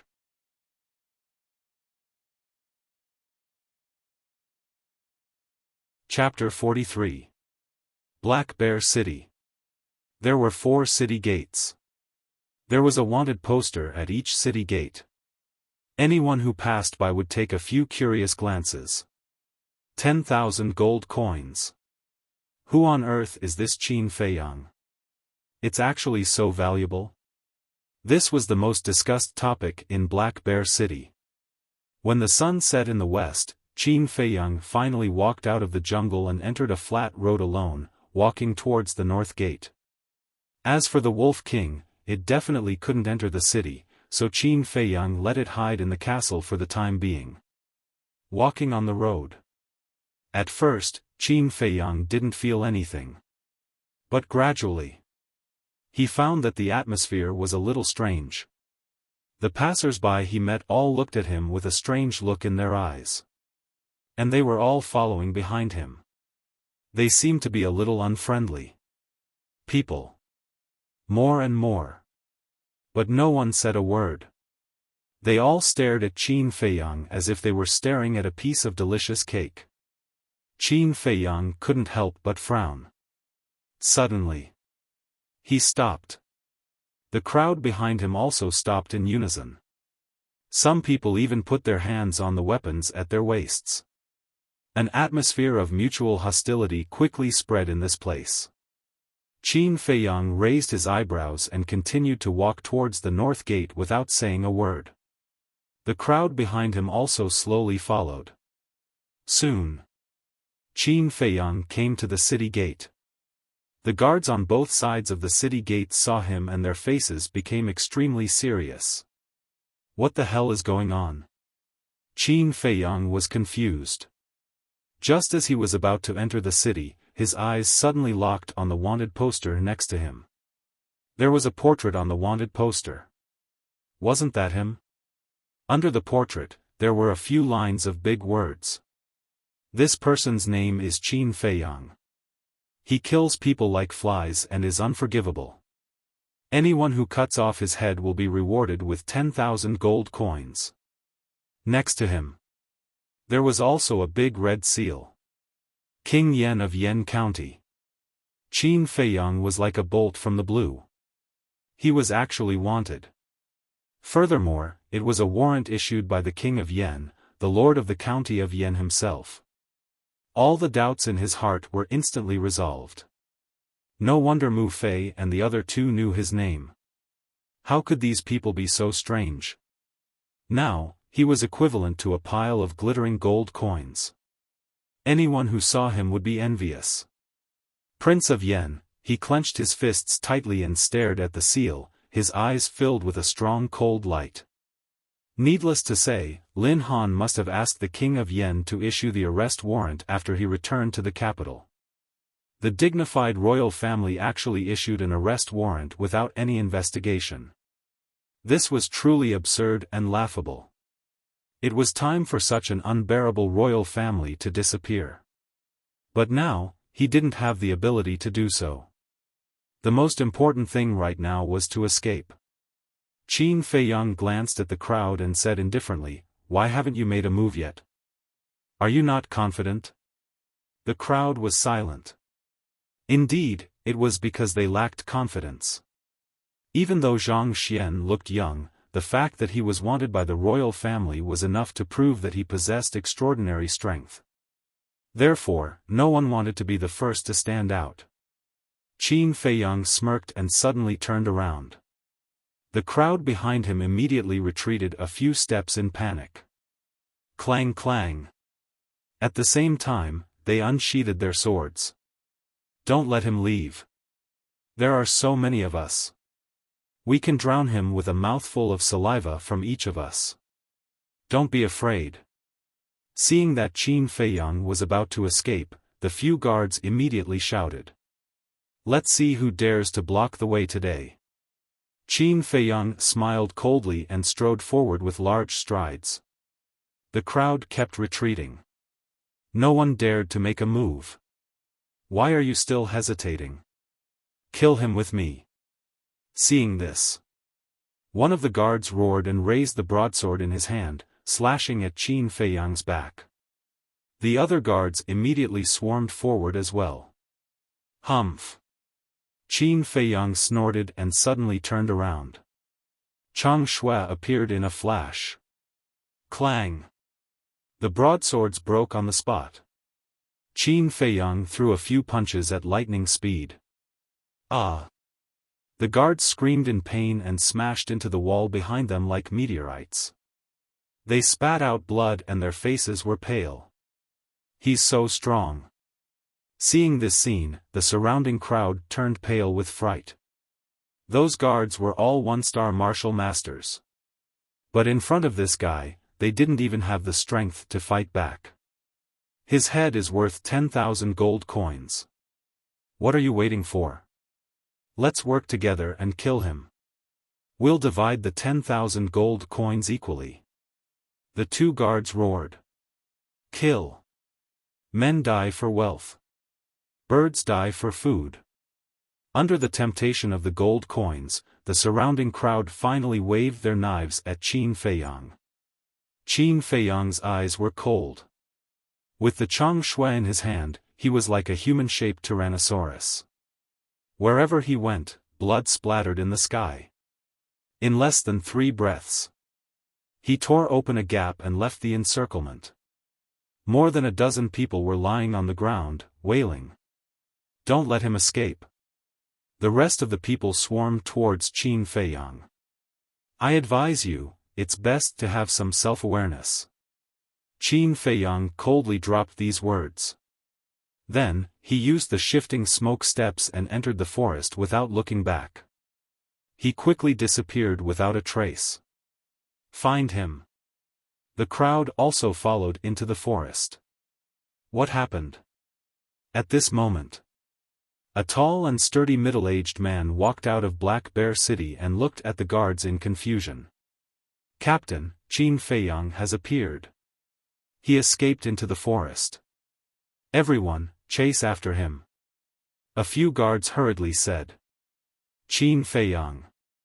Hearing this, the middle-aged man's eyes burst out with a strong cold light. He said, "You guys stay here and guard. Don't let anyone suspicious go." "Yes." A few guards said respectfully. Then, the middle-aged man ran towards the forest. However, they were destined to not gain anything.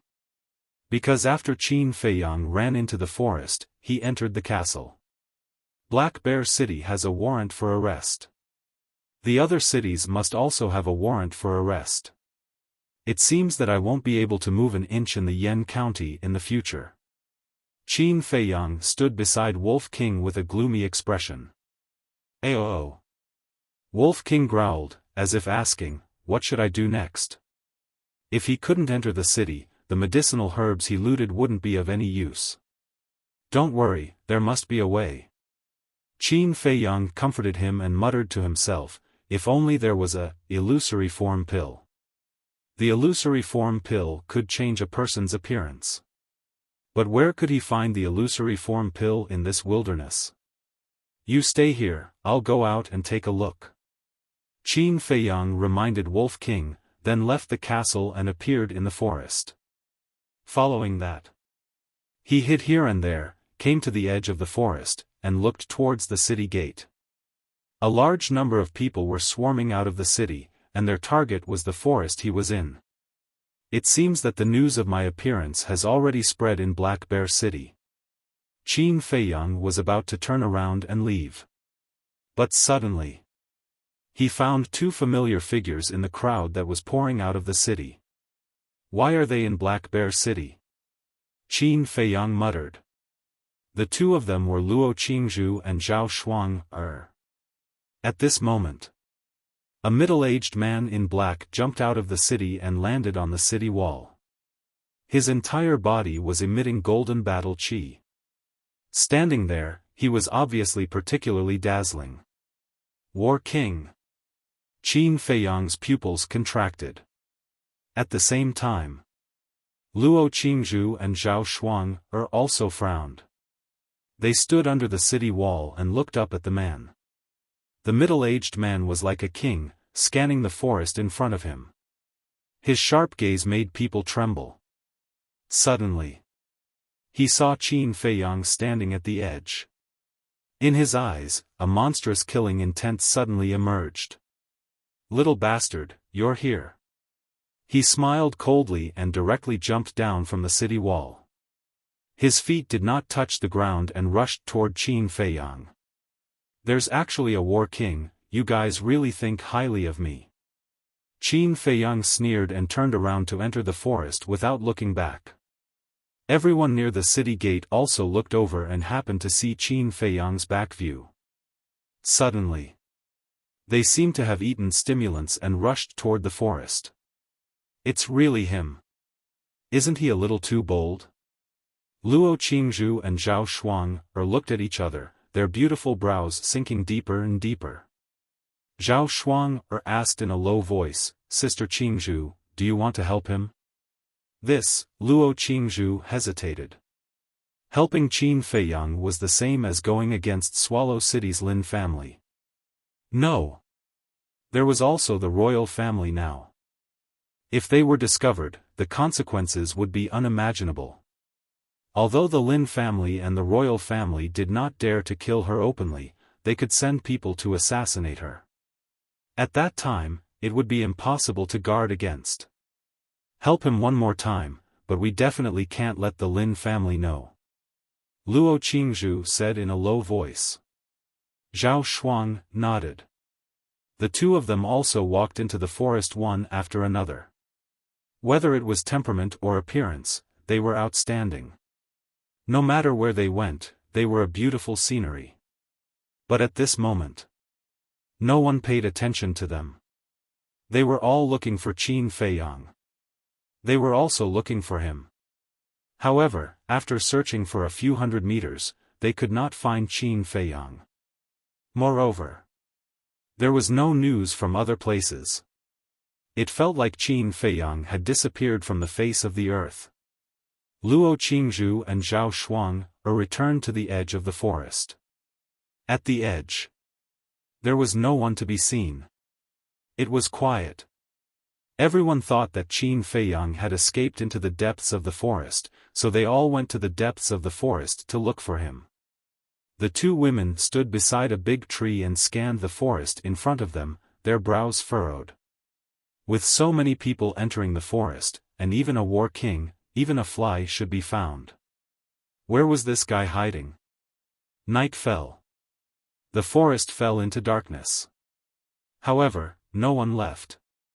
They held torches and searched everywhere, as if they would not give up until they found him. Luo Qingzhu said, he must have escaped into the mountains. Let's go back to the city first and come back tomorrow morning to take a look. Zhao Shuang nodded. Two beauties, are you looking for me? But just as the two of them turned around, a faint laughter came from the leaves above.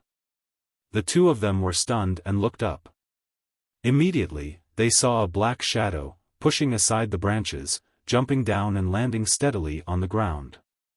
Who else could he be but Qin Feiyang? You've been hiding up there? Luo Qingzhu and Luo Qingzhu looked at him in shock. Qin Feiyang laughed. If I had been hiding up there, I would have been discovered long ago. At first, he was hiding in the castle. When there were no more footsteps, he ran out and hid in a big tree nearby, looking for an opportunity to enter the city.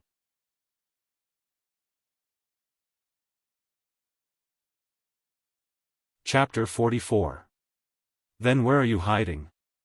Zhao Shuang looked at Qin Feiyang curiously. It was incredible that he could avoid the pursuit of the warlord. But Qin Feiyang did not dwell on this issue. He smiled and said, "Beauties, we are old friends. Can you do me a little favor?" Old friends? The two women's eyes suddenly widened. Qin Feiyang was stunned. He scratched his head and smiled awkwardly. It was a slip of the tongue. Actually, I wanted to say that we are old friends. Seeing this, the two women really could not tell. Was Qin Feiyang deliberately flirting with them? Or was it really a slip of the tongue? Cough, cough. Qin Feiyang became more and more embarrassed. He coughed and hurriedly changed the topic. You have seen my current situation. If I don't change my appearance, it will be difficult to survive in the county of Yan, Luo Qingzhu said. So, you want us to help you find a phantom elixir? Qin Feiyang smiled and said, you are really smart. Luo Qingzhu nodded and said, okay, but you can't tell anyone about this. You agreed just like that? Qin Feiyang was stunned. Wasn't it too easy? Zhao Shuang said, in fact, we are here to help you. Because we all know that you are wronged. Qin Feiyang was rather surprised, and he said gratefully, thank you, young missus. I, Qin Feiyang, will forever remember this kindness in my heart, and I will absolutely not mention this matter to anyone else. Luo Qingzhu smiled and took out a jade box from her cosmos bag. She handed it to Qin Feiyang and said, there is what you want in here. Qin Feiyang hurriedly opened the jade box. A pure white, flawless pill entered his line of sight. It was indeed the phantom elixir. Luo Qingzhu smiled and said, this phantom elixir was originally reserved for my life-saving use. Since you need it, I will give it to you. But remember, from now on, you owe me a favor. The phantom elixir was indeed a good way to save one's life. Because it was difficult for others to recognize a stranger's face. Thank you. Qin Feiyang looked at her gratefully, took out the illusory form pill, and quickly stuffed it into his mouth. Then, something amazing happened. Qin Feiyang's face twisted rapidly. In less than 5 breaths, a completely unfamiliar face appeared in front of Luo Qingzhu and Luo Qingzhu. Qin Feiyang still had the appearance of a young man, but he looked a little pale and had the aura of a scholar. Zhao Shuang took out a mirror and handed it to Qin Feiyang. Qin Feiyang took the mirror and looked at it carefully. He nodded and smiled, not bad, not bad. This way, I can enter the city openly. By the way, why are you in Black Bear City? Qin Feiyang returned the mirror to Zhao Shuang and looked at the two suspiciously. Luo Qingzhu smiled and said, my uncle lives in Black Bear City. Since it's on the way, I decided to pay him a visit. On the way? Qin Feiyang was slightly stunned. Judging from her tone, Luo Qingzhu didn't seem to like this so-called uncle very much. But this was someone else's family matter, and he couldn't be bothered.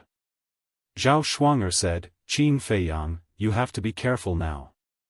Don't expose yourself. The warlord who is chasing you is from the Lin family of Yen City. And according to our sources, there are people from the Lin family in every city in the county of Yen. Luo Qingzhu added, we came to Black Bear City this morning. Your arrest warrant was issued yesterday, so we went to ask around. Such a big lineup. These bastards really think highly of me. Qin Feiyang sneered. Whoosh. At this moment, there was a sound of something breaking through the air. Qin Feiyang looked over, and his expression was slightly stunned. Then, a trace of playfulness crept up on his face. The person who came was the old man in black who was guarding the herb field. Mu Fei and Jiang Wei were also there. But at this moment, the two of them had bruises all over their bodies. They were like two injured chicks. The old man in black held one in each hand. Cousin. Qin Feiyang was secretly laughing at his misfortune. But suddenly, a cry of surprise came from the side. What? He was extremely shocked. He turned his head to look at Luo Qingzhu and asked, who is your cousin? Him. Luo Qingzhu pointed at Jiang Wei. Qin Feiyang was stunned. Jiang Wei was Luo Qingzhu's cousin? Wasn't this too much of a coincidence? Cousin? Why are you here? Cousin, save me. When Jiang Wei saw Luo Qingzhu, he was a little surprised at first. Then, he asked her for help. The old man in black also looked at Luo Qingzhu. A trace of surprise flashed past his eyes, but he didn't say a word. He directly swept past the three of them. Cousin, I beg you. If I'm brought to the pill hall, even if I don't die, I will lose a layer of skin. Jiang Wei anxiously shouted. Luo Qingzhu knitted her brows tightly. In the end, she sighed and looked at the old man in black. She said, Senior, please wait. The old man in black stopped and turned his head to look at Luo Qingzhu. He said gloomily, Luo Qingzhu, this old man knows that your identity isn't simple. But this time, Jiang Wei got into big trouble. Even you might not be able to save him. May I ask, Senior, what's so serious? Luo Qingzhu frowned. The old man in black said, he and Mu Fei robbed all the medicinal herbs in my pill hall's medicinal field. Do you think it's serious? What? Luo Qingzhu's expression changed. She angrily scolded, Cousin, how can you do such a thing? Jiang Wei hurriedly said, I'm innocent. Mu Fei and I were used by someone. Mu Fei also quickly said, yes, yes, yes. It's Qin Feiyang and that damn wolf. But no matter how we explain, this bastard old man just doesn't believe us. Luo Qingzhu and Zhao Shuang looked at each other. They couldn't help but look at Qin Feiyang. Qin Feiyang stood straight. His face was calm and he didn't look guilty at all. Seeing this, Jiang Wei was so anxious that he almost peed his pants. He urged, Cousin, what's the use of looking at him? Quickly help me think of a way. I'm really innocent. However, he didn't know that the person his cousin was looking at right now was the culprit. Luo Qingzhu regained her senses and looked at the old man in black. She bowed and said, Senior, I know my cousin's personality very well. He definitely wouldn't dare to do such a thing. Can you please be magnanimous? This matter hasn't been investigated clearly. I can't hand him over to you. After the old man in black finished speaking, he turned around and flew towards the city. As for Qin Feiyang, he had only taken a glance at him from start to finish. After watching the old man in black leave, Luo Qingzhu turned around and looked at Qin Feiyang. She said angrily, You're too daring. Do you know what you're doing? Qin Feiyang, you're really unwise this time. The threat of the Yen City's Lin family hasn't been dealt with yet. Now, you've offended the Pill Palace. You're really... Sigh, I don't even know what to say to you. Zhao Shuang shook her head and sighed. I didn't do anything. Don't accuse a good person. Qin Feiyang said with an innocent face. Anyway, he wouldn't admit it even if he was beaten to death. You're a good person. The two girls were angry and amused at the same time. You're on your own. Luo Qingzhu coldly said before she quickly left. Qin Feiyang asked in a low voice, Lady Shuang, is Luo Qingzhu not on good terms with her uncle's family? There seems to be some conflict. However, I don't know the details. Zhao Shuang shook her head. Qin Feiyang said, then why are you with her? Zhao Shuang smiled and said, I want to enter the martial imperial palace in the Star Moon City. That's why I asked her for help. She's a good person. She agreed to help me without any hesitation. Then, I'll congratulate you in advance. The Martial Imperial Palace's examination is much stricter than the Martial Arts Hall. Whether you can pass or not is another matter. With your talent, you can definitely do it. Thank you. The two chatted as they walked towards the city gate. When they were about to reach the city gate, Zhao Shuang said in a low voice, although you've changed your appearance, you still need to disguise yourself when you sell those herbs. Otherwise, you'll arouse suspicion. I don't have any herbs. What can I use to sell them? Why don't you give me some? Qin Feiyang said. You're so dishonest.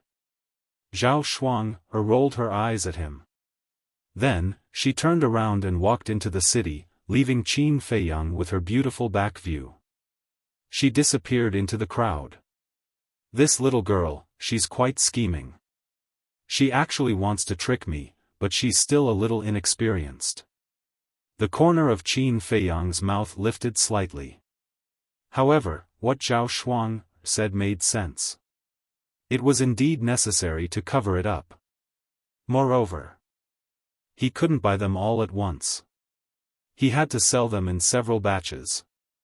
Arriving in front of the city gate, Qin Feiyang glanced at the wanted poster and entered the city in a grandiose manner. He found a very ordinary restaurant to stay for the time being because he had no money in his pocket. For the current him, he could only look up to the high-end, grand, and high-class restaurants. He rested for a night. The next morning, Qin Feiyang went to buy a cloak and a set of black clothes. After dressing up a little, he entered the Black Bear City's treasure pavilion and successfully sold the first batch of herbs. He earned 2,100 gold coins. However, these 2,100 gold coins, he exchanged them for qi gathering pills on the spot. A total of 1,000. In the next few days, Qin Feiyang had been hiding in the castle, copying the second stroke of the word return.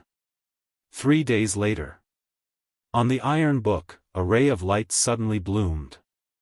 The second stroke was finally completed. Boom!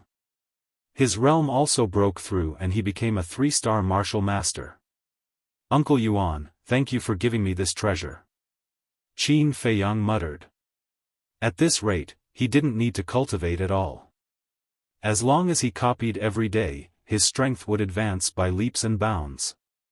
However, the consumption of qi gathering pills made his heart ache. 1,000 qi gathering pills, he and Wolf King each took half. Wolf King still had 300 pills left, but he had already used them all. Gold coins, oh gold coins, why are you so useless?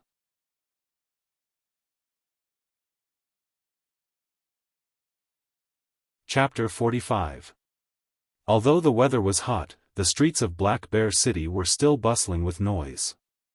Qin Feiyang walked among the crowd and listened carefully. Gradually, the corners of his mouth curled into a smile.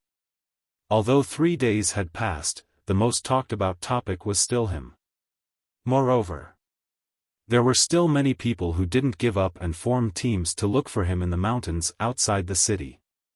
As for Mu Fei and Jiang Wei, after a round of interrogation and investigation by the higher-ups of the Pill Palace, they were proven to be innocent and were released.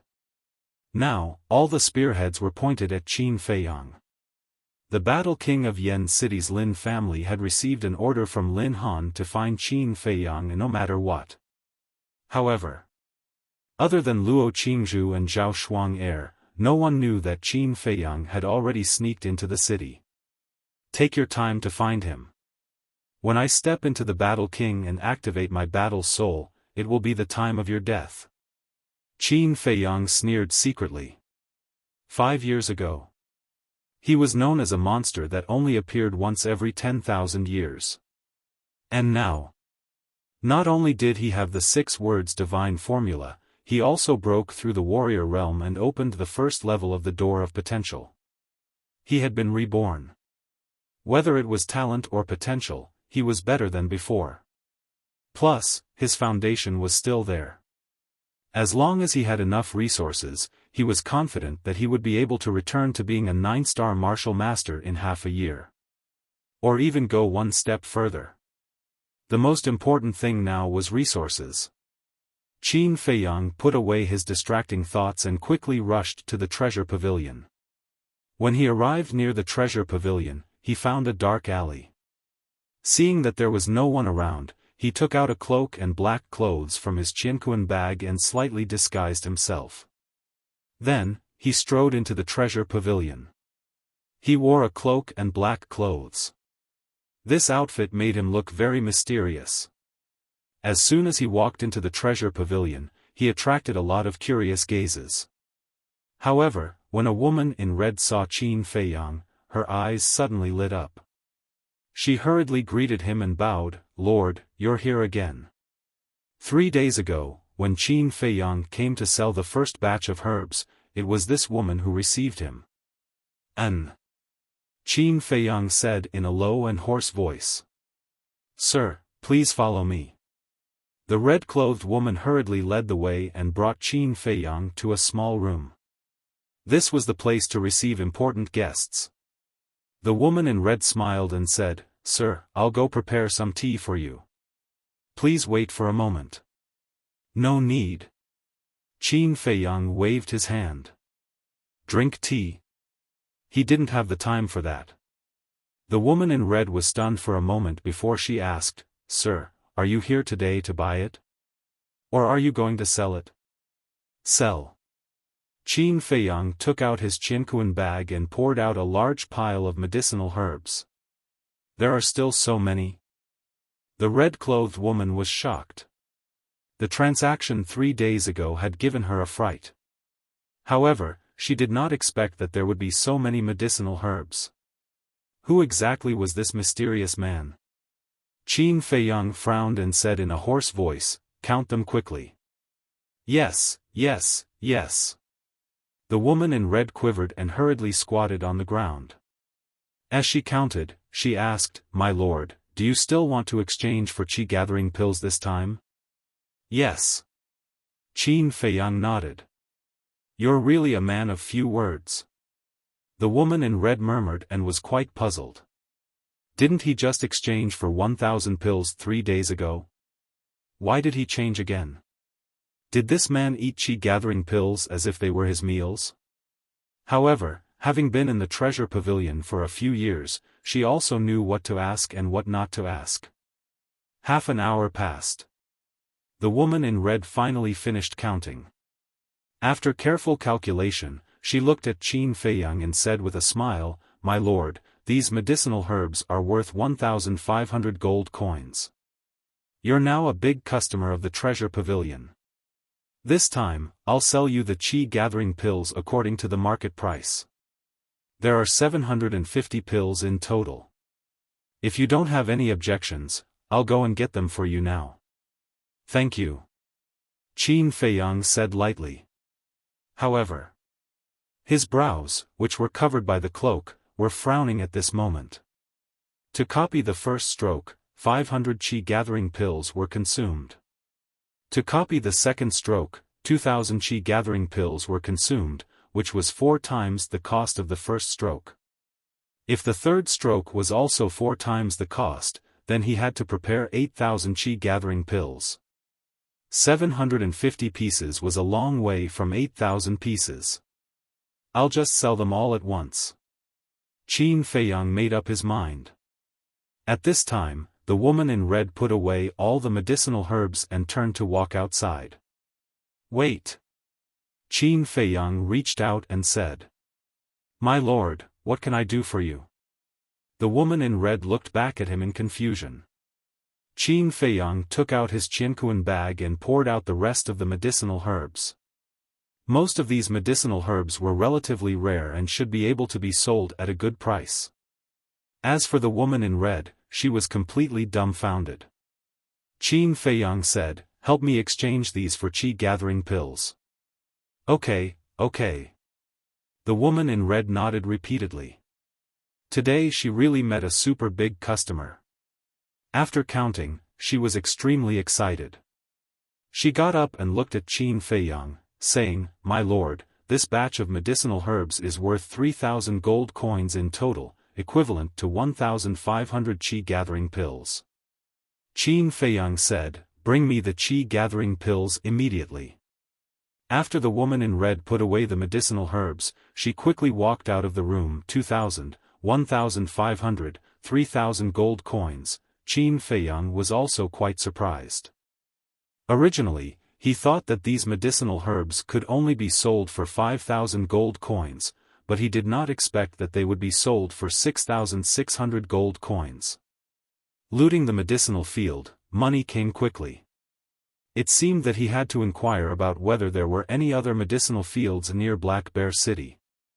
After dozens of breaths, the woman in red returned to the room and handed Qin Feiyang a Qianquan bag.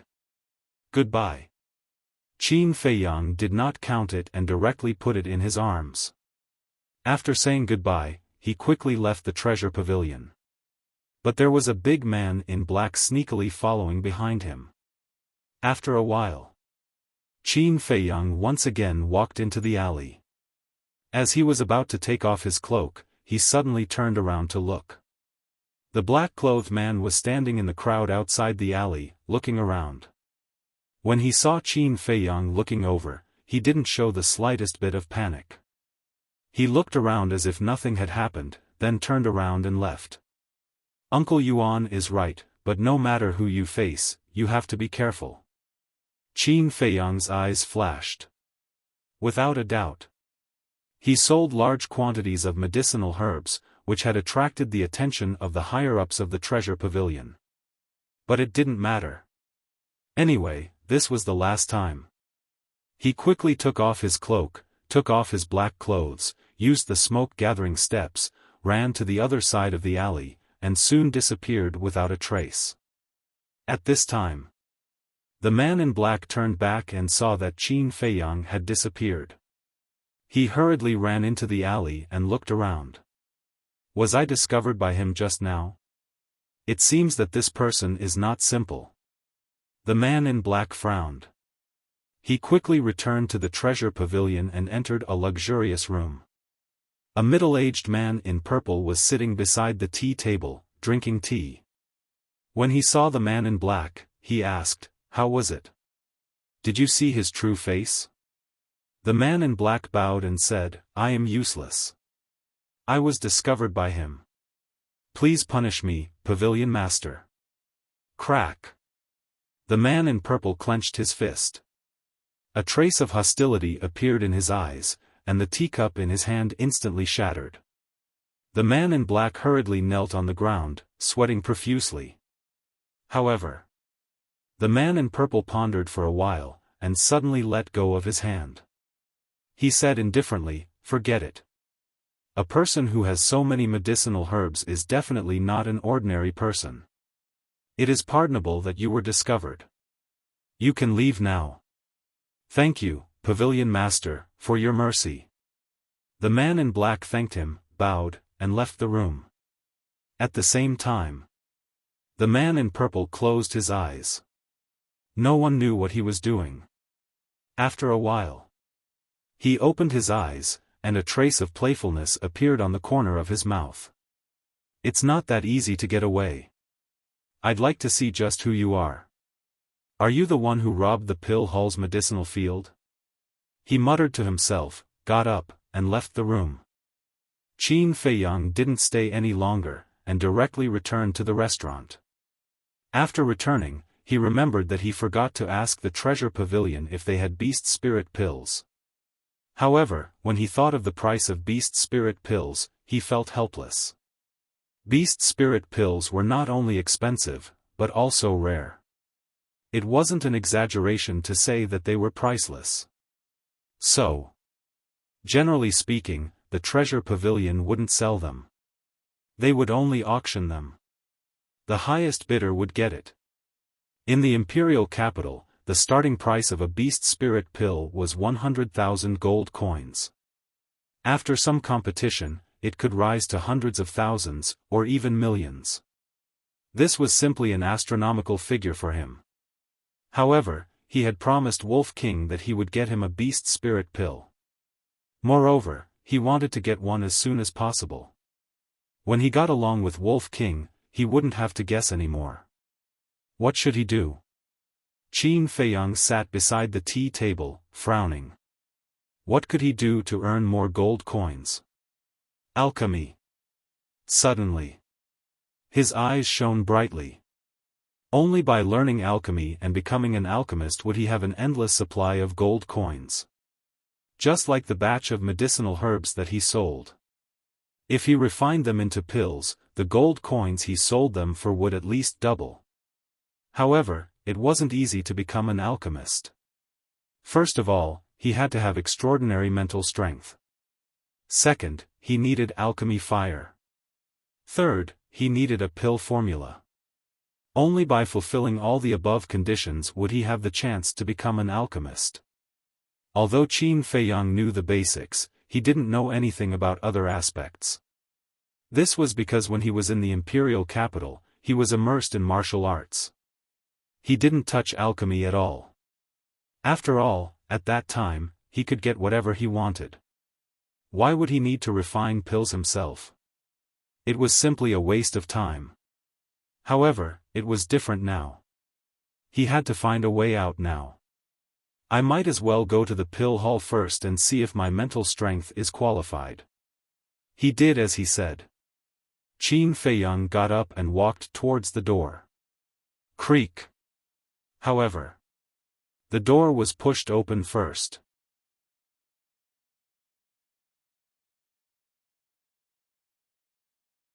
Chapter 46. An expert. Qin Feiyang stopped and stared at the purple-clothed man. His pupils shrunk. After the purple-clothed man entered, he looked at the layout of the room and looked at Qin Feiyang. He smiled faintly and said, Qin Feiyang, you really know how to hide. What? Qin Feiyang was shocked. However, the next moment, he was like a frightened little rabbit as he scanned the room in bewilderment and asked, where is Qin Feiyang? A cold light flashed in the purple-clothed man's eyes. He said faintly, aren't you Qin Feiyang? Who is this person? Does he really know my identity? A thought flashed across Qin Feiyang's mind. He turned around and looked at the purple-clothed man. He said in a panic, Senior, Qin Feiyang is a wanted criminal of the royal family. You can't say such things. Am I saying such things? The purple-clothed man asked. Aren't you? Qin Feiyang asked back. Kid, you're smart, but you can't hide from me. The purple-clothed man revealed a mocking look. Qin Feiyang said anxiously, Senior, I'm really not Qin Feiyang. There's a picture of him on the wanted poster. You can go and take a look. I don't look like him at all. In this world, there's something called the illusory form pill. The purple-clothed man said faintly. He walked to the side of the tea table and sat on the chair. He looked at Qin Feiyang playfully. Damn it! Did Zhao Shuang-er and Luo Qingzhu betray me? Qin Feiyang's heart was filled with murderous intent. No. This person's aura was unfathomable. He was definitely a battle king. If he was sure that Qin Feiyang was Qin Feiyang, would he still talk so much nonsense with him? Obviously not. He would definitely capture him on the spot. However, this person kept asking him questions. It was obvious that he was testing him. At this moment, his face sank. He faced the purple-clothed man and cupped his hands. "Senior, I know you're powerful. However, you can't accuse a good person. Would the person who robbed the pill hall's medicinal field be a good person?" The purple-robed man sneered. "It seems like you've already determined that I'm Qin Feiyang. Since that's the case, I won't waste my time talking nonsense. I'll go to the Dan Palace now and ask the people there to verify my identity. When they find out that I'm not Qin Feiyang, I hope that senior can publicly apologize to me." Qin Feiyang said word by word. After saying that, he turned around angrily and walked out. Even this didn't work. Looks like he really isn't Qin Feiyang. The purple-clothed man's eyes flickered as he smiled and said, "Little brother, don't be angry. I was just joking with you earlier." Our pavilion. Qin Feiyang's pupils shrank. There was only one kind of person who would call himself the owner of this pavilion, and that was the owner of the precious treasure pavilion. But didn't he shake off the black-clothed man earlier? How did he find this place? He stopped and turned around to look at the purple-clothed man. He said, "Senior, although you're the owner of the precious treasure pavilion, you shouldn't joke around like this. If someone heard what you said just now, do you know how much trouble it would bring to this junior?" "Yes, yes, yes." The purple-clothed man nodded and smiled. "It's my fault. I hope you can forgive me. How should I address you, little brother?" "This junior is Jiang Haotian." Qin Feiyang said a name without hesitation. Jiang Haotian? The purple-clothed man frowned. Why hadn't he heard of this name before? With so many medicinal ingredients, he should at least have some reputation. The purple-clothed man said, "May I ask where you live? What are your parents' names? What does this mean? Are you investigating me?" Qin Feiyang frowned.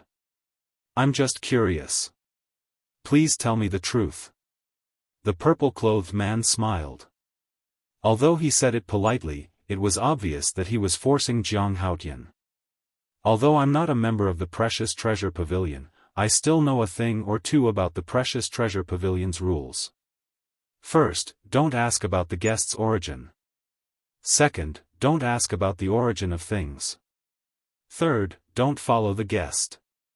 Senior, as the pavilion master of the Precious Treasure Pavilion, shouldn't you set an example?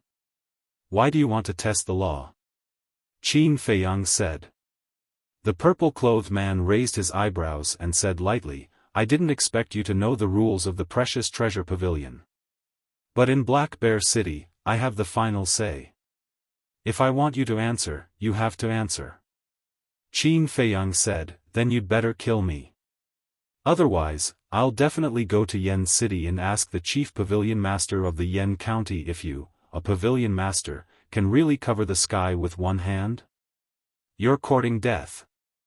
The purple-clothed man suddenly stood up, his eyes flashing coldly. "You're the one courting death." At this moment, a cold voice sounded. Two girls came into the room side by side. It was Luo Qingzhu and Zhao Shuang. Why are you here?" Qin Feiyang frowned. "Greetings, miss." The purple-clothed man shuddered and hurriedly bowed. "What? Miss?"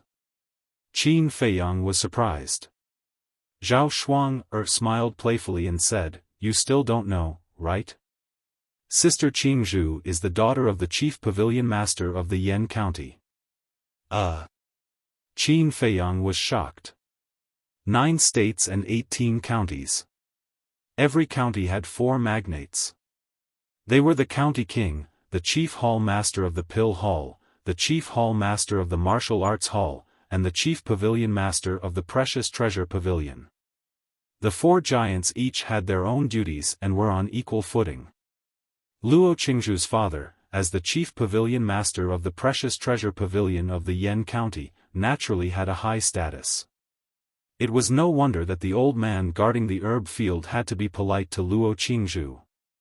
It turned out that she had such a powerful background. Luo Qingzhu's face was cold as she looked at the purple-clothed man and said, "I just heard you say that you're in charge here?" Plop. The purple-clothed man directly knelt on the ground and begged, "Miss, I was wrong. I will definitely change. Please don't tell the chief pavilion master, okay?"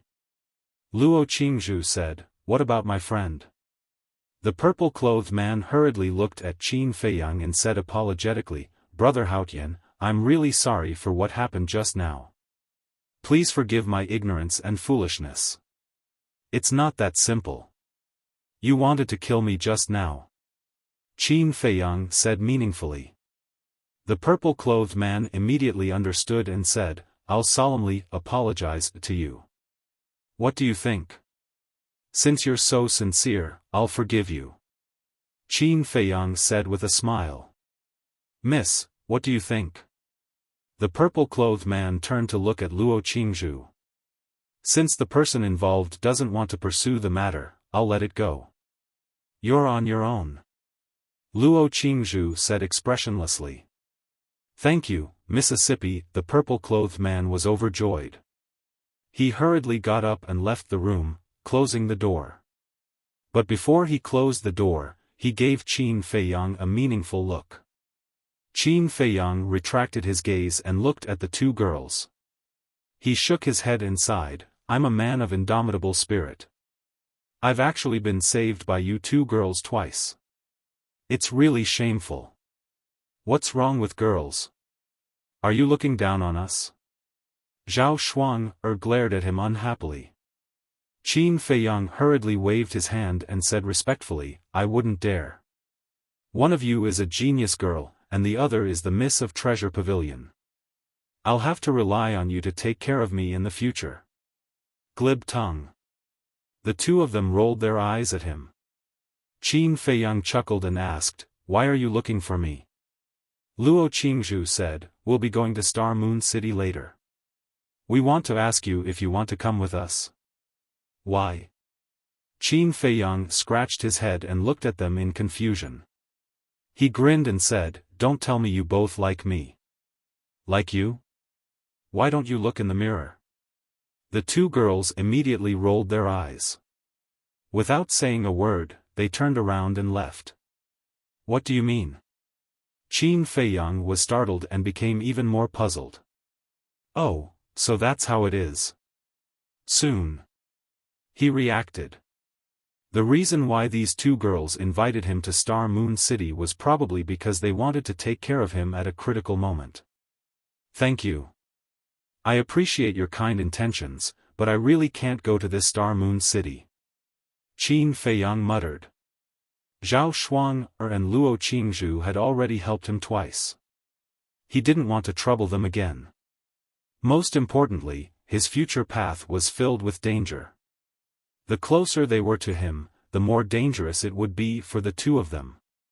At this time, the purple-clothed man returned to the room and said with a flattering smile, "Brother Haotian, you really scared me to death.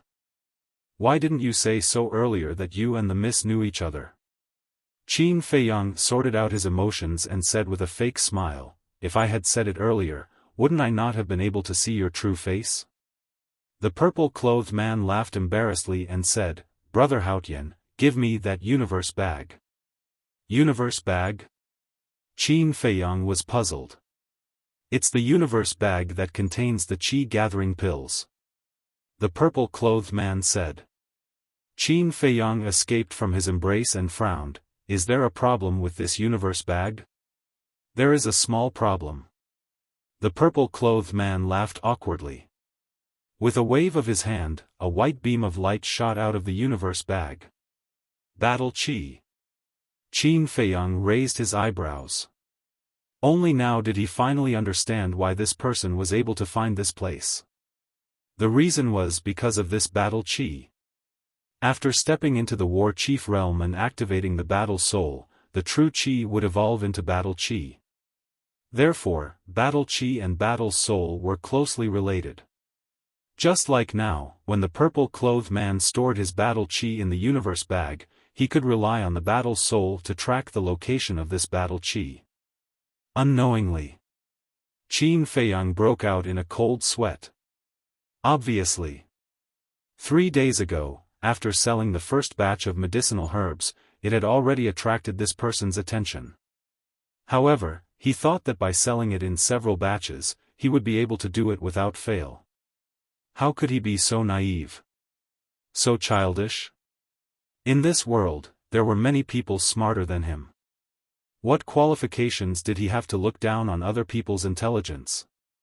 This kind of mistake could not be made again in the future, because it would cost him his life. Moreover, in the future, even if it came from the treasure pavilion, he would have to inspect it on the spot to prevent himself from being schemed against again. This lesson made Qin Feiyang completely wake up and realize his own shortcomings. He could outsmart his peers, but facing the older generation, especially those old foxes, his intelligence was far from enough.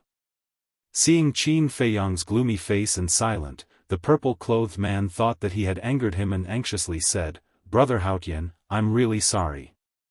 How do you want me to apologize? Just tell me." This apology was not just a few words of apology. The main point was the word apology.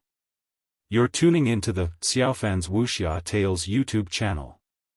Don't forget to subscribe and join us on this journey to catch the most captivating stories.